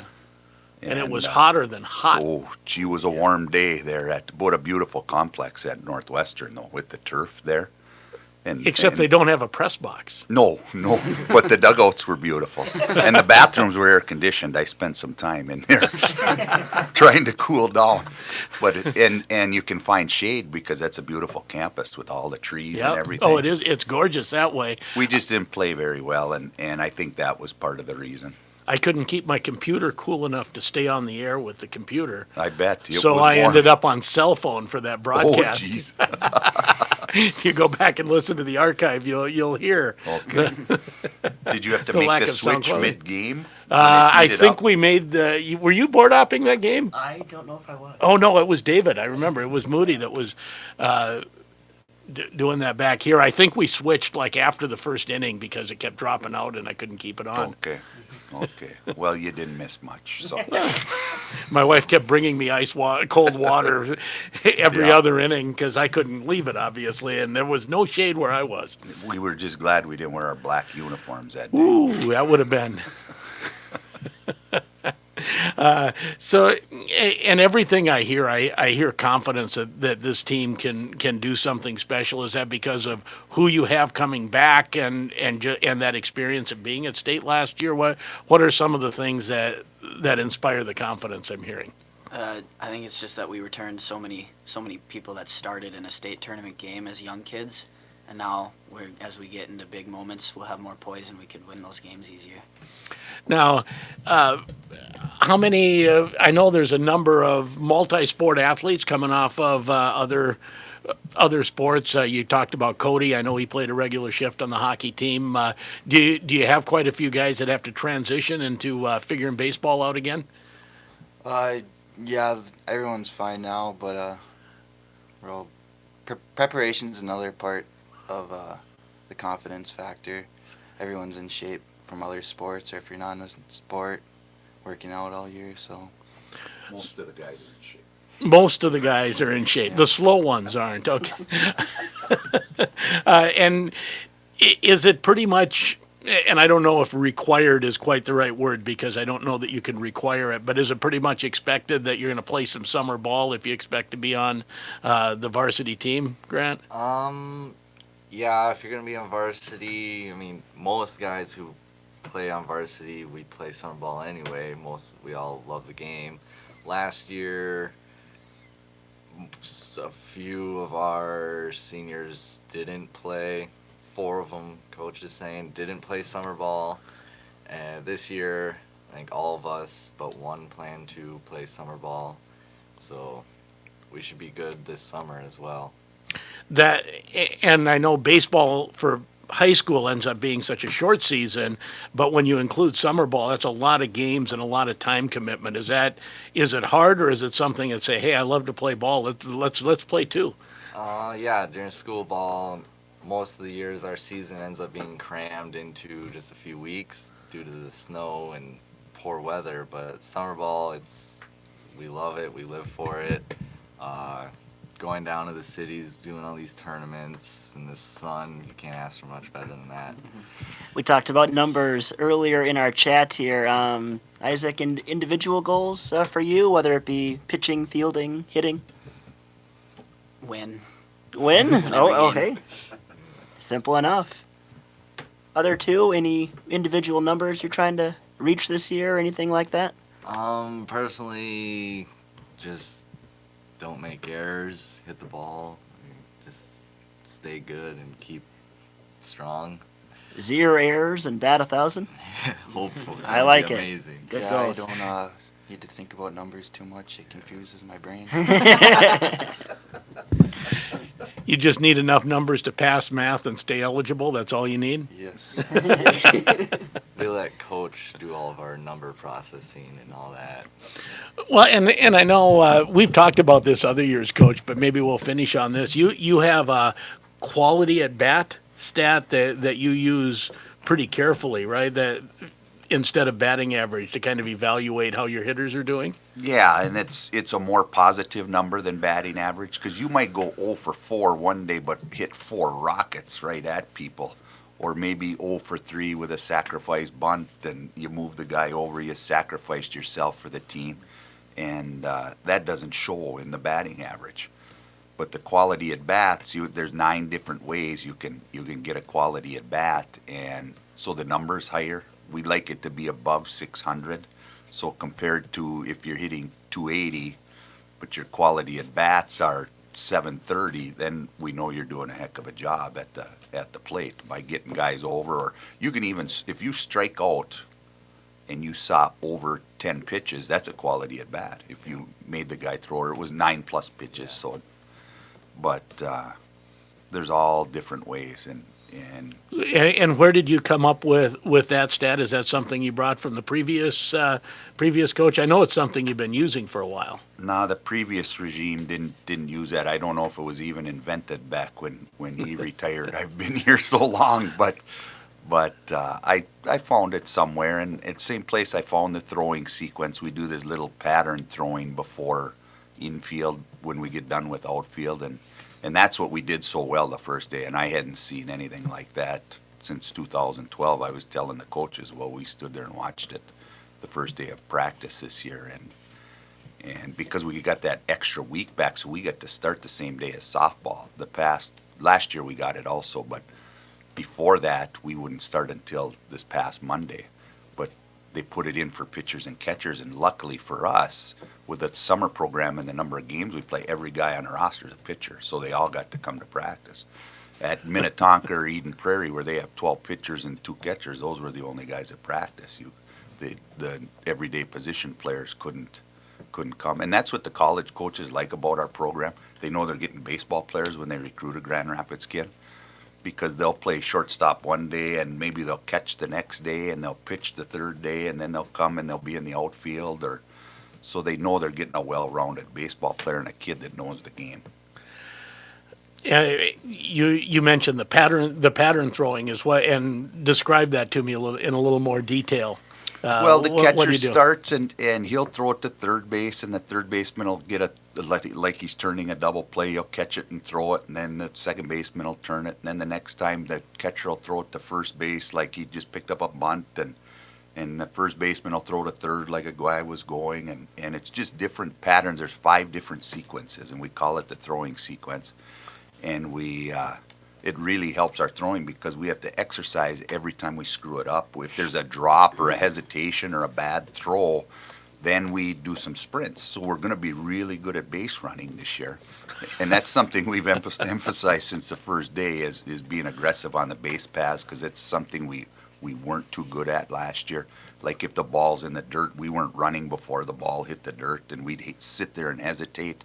So we've really emphasized it. And reading the pitch on the way there, you better be moving before the ball's down. Because even if the catcher gets it clean, he's still got to pick it up, throw it, and the second or shortstop's got to catch the ball and make the play. So it's going to be interesting. The kids have been focused and pretty intense while we've been doing that. Any changes or additions to the coaching staff this year? One change to the JV. I've still got Greg Tula as my main assistant, and he's coached VFW and JV for many years. Last year he moved up and was the varsity assistant. And Brian Miller helped out, just a volunteer assistant when he has time with his job. And the JV, Seth Shoreline, was has been there. This will be his 3rd year, I believe. And we've added Jake Magner to the staff, now a former player. He was an All-American at North Dakota and shattered their home run record. I think he hit 21 when he was a junior. And he's been at Hutchinson coaching JV baseball the last 5 years. So he's experienced, and I think he was an 06 grad because he played on that 05 team. He pitched a state championship game that we got beat by Lakeville, and that was Lakeville's last event as a combined school. So that tells you how big they were when they broke into 2 high schools after that. But he'll be a big addition. And then at the junior high level, we've got Jake's dad, Jeff Magner, has been there for 30 years, I bet, and Zach Holzman, a Hill City grad. This will be his 2nd or 3rd year, I think, at the middle school level. He did a year of JV with us. And then hopefully we can raise enough money. We're selling our restaurant cards right now. If anybody's listening and needs a restaurant card, a coupon card, get a hold of a baseball player, because if we can raise enough money, we'd like to keep Tom Lemieux around, who's been there for 20 years, I bet, helping with the middle school level. And he's retired from teaching now, but we've got to get a little money that we can give him, and so he can get back out there with the kids. And so we have 3 guys at the middle school level and 4 at the JV and varsity level. So back to this throwing sequence, Grant, is there a lot of pressure when you're doing that because everyone runs sprints if you drop the ball? Kind of. Like, it's kind of one of those things where you learn to deal with the pressure, and you're just throwing the ball 90 feet at maximum 120 something feet. But no, it's not too bad. We kind of get into our heads sometimes, and the first throw will be a bad throw, and then the first throw again will be a bad throw, or the same kid will drop the ball a few times. But it's all just learning to deal with the pressure. If you make a bad throw, do you get ragged on a little bit as you're running? Kind of a Grant, little bit. what are you thinking? Come on.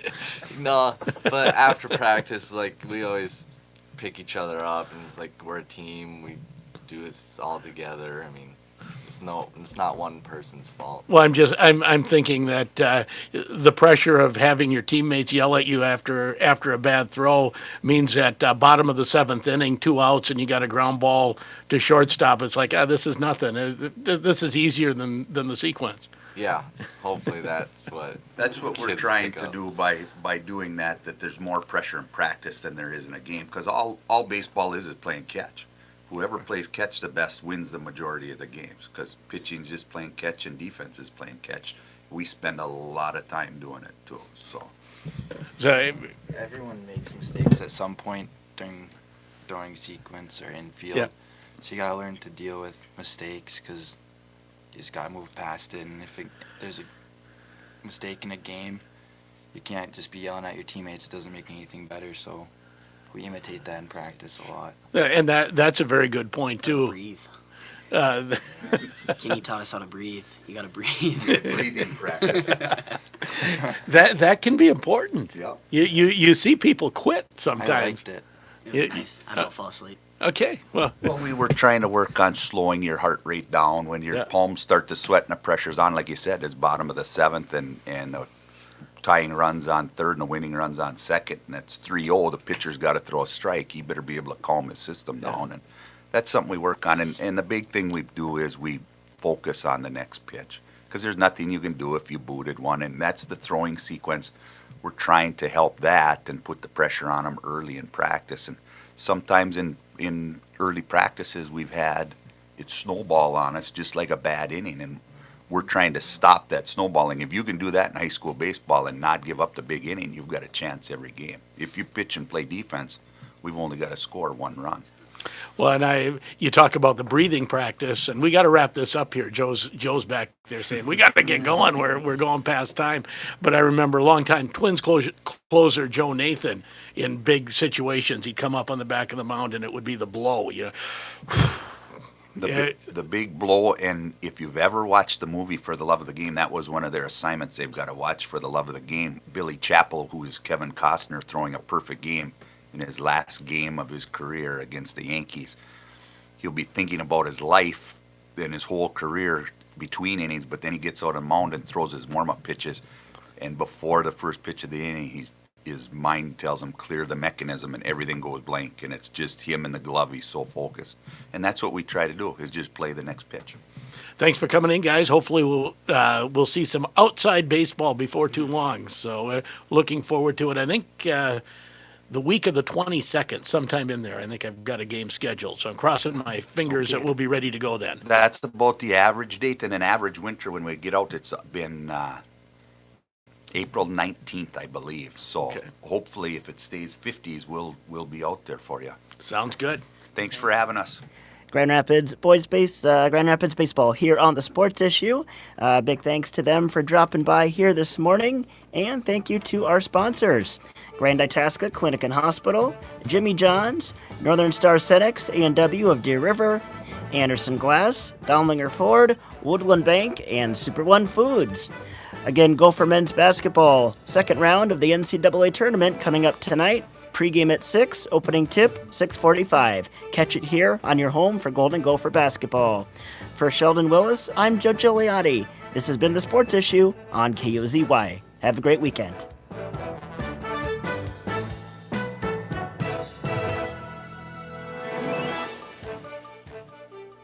(1320) KOZY Grand Rapids, a service of Lamke Broadcasting. From ABC News, I'm Michelle Franzen. It's a working day for Attorney General William Barr. ABC News has learned that Barr is reading over Special Counsel Robert Mueller's final report on the Russia investigation, and the public could learn core details about the probe if there was possible obstruction of justice and collusion between the Trump campaign and Russia in 2016. The report ending a 22-month investigation. ABC's Pierre Thomas has more. Robert Mueller doing his talking only through charges filed in court. 37 indictments, among them those Russians suspected of hacking the Clinton campaign and those who secretly waged a social media war aimed at sowing divisions among Americans. And there have been multiple guilty pleas involving some of the most powerful people in President Trump's inner circle. Some of its top political strategists and advisors now convicted, and even longtime friends and family members caught up in the investigation. The Syrian Democratic Forces declaring victory today, saying the so-called Caliphate or ISIS territory is no more. ABC's Jennifer Eccleston has more from the Foreign Desk. The U.S.-backed Syrian Democratic Forces has declared victory, tweeting a 100% territorial defeat of ISIS in Syria. The SDF says the last militants in the town of Baghouz put up a serious fight.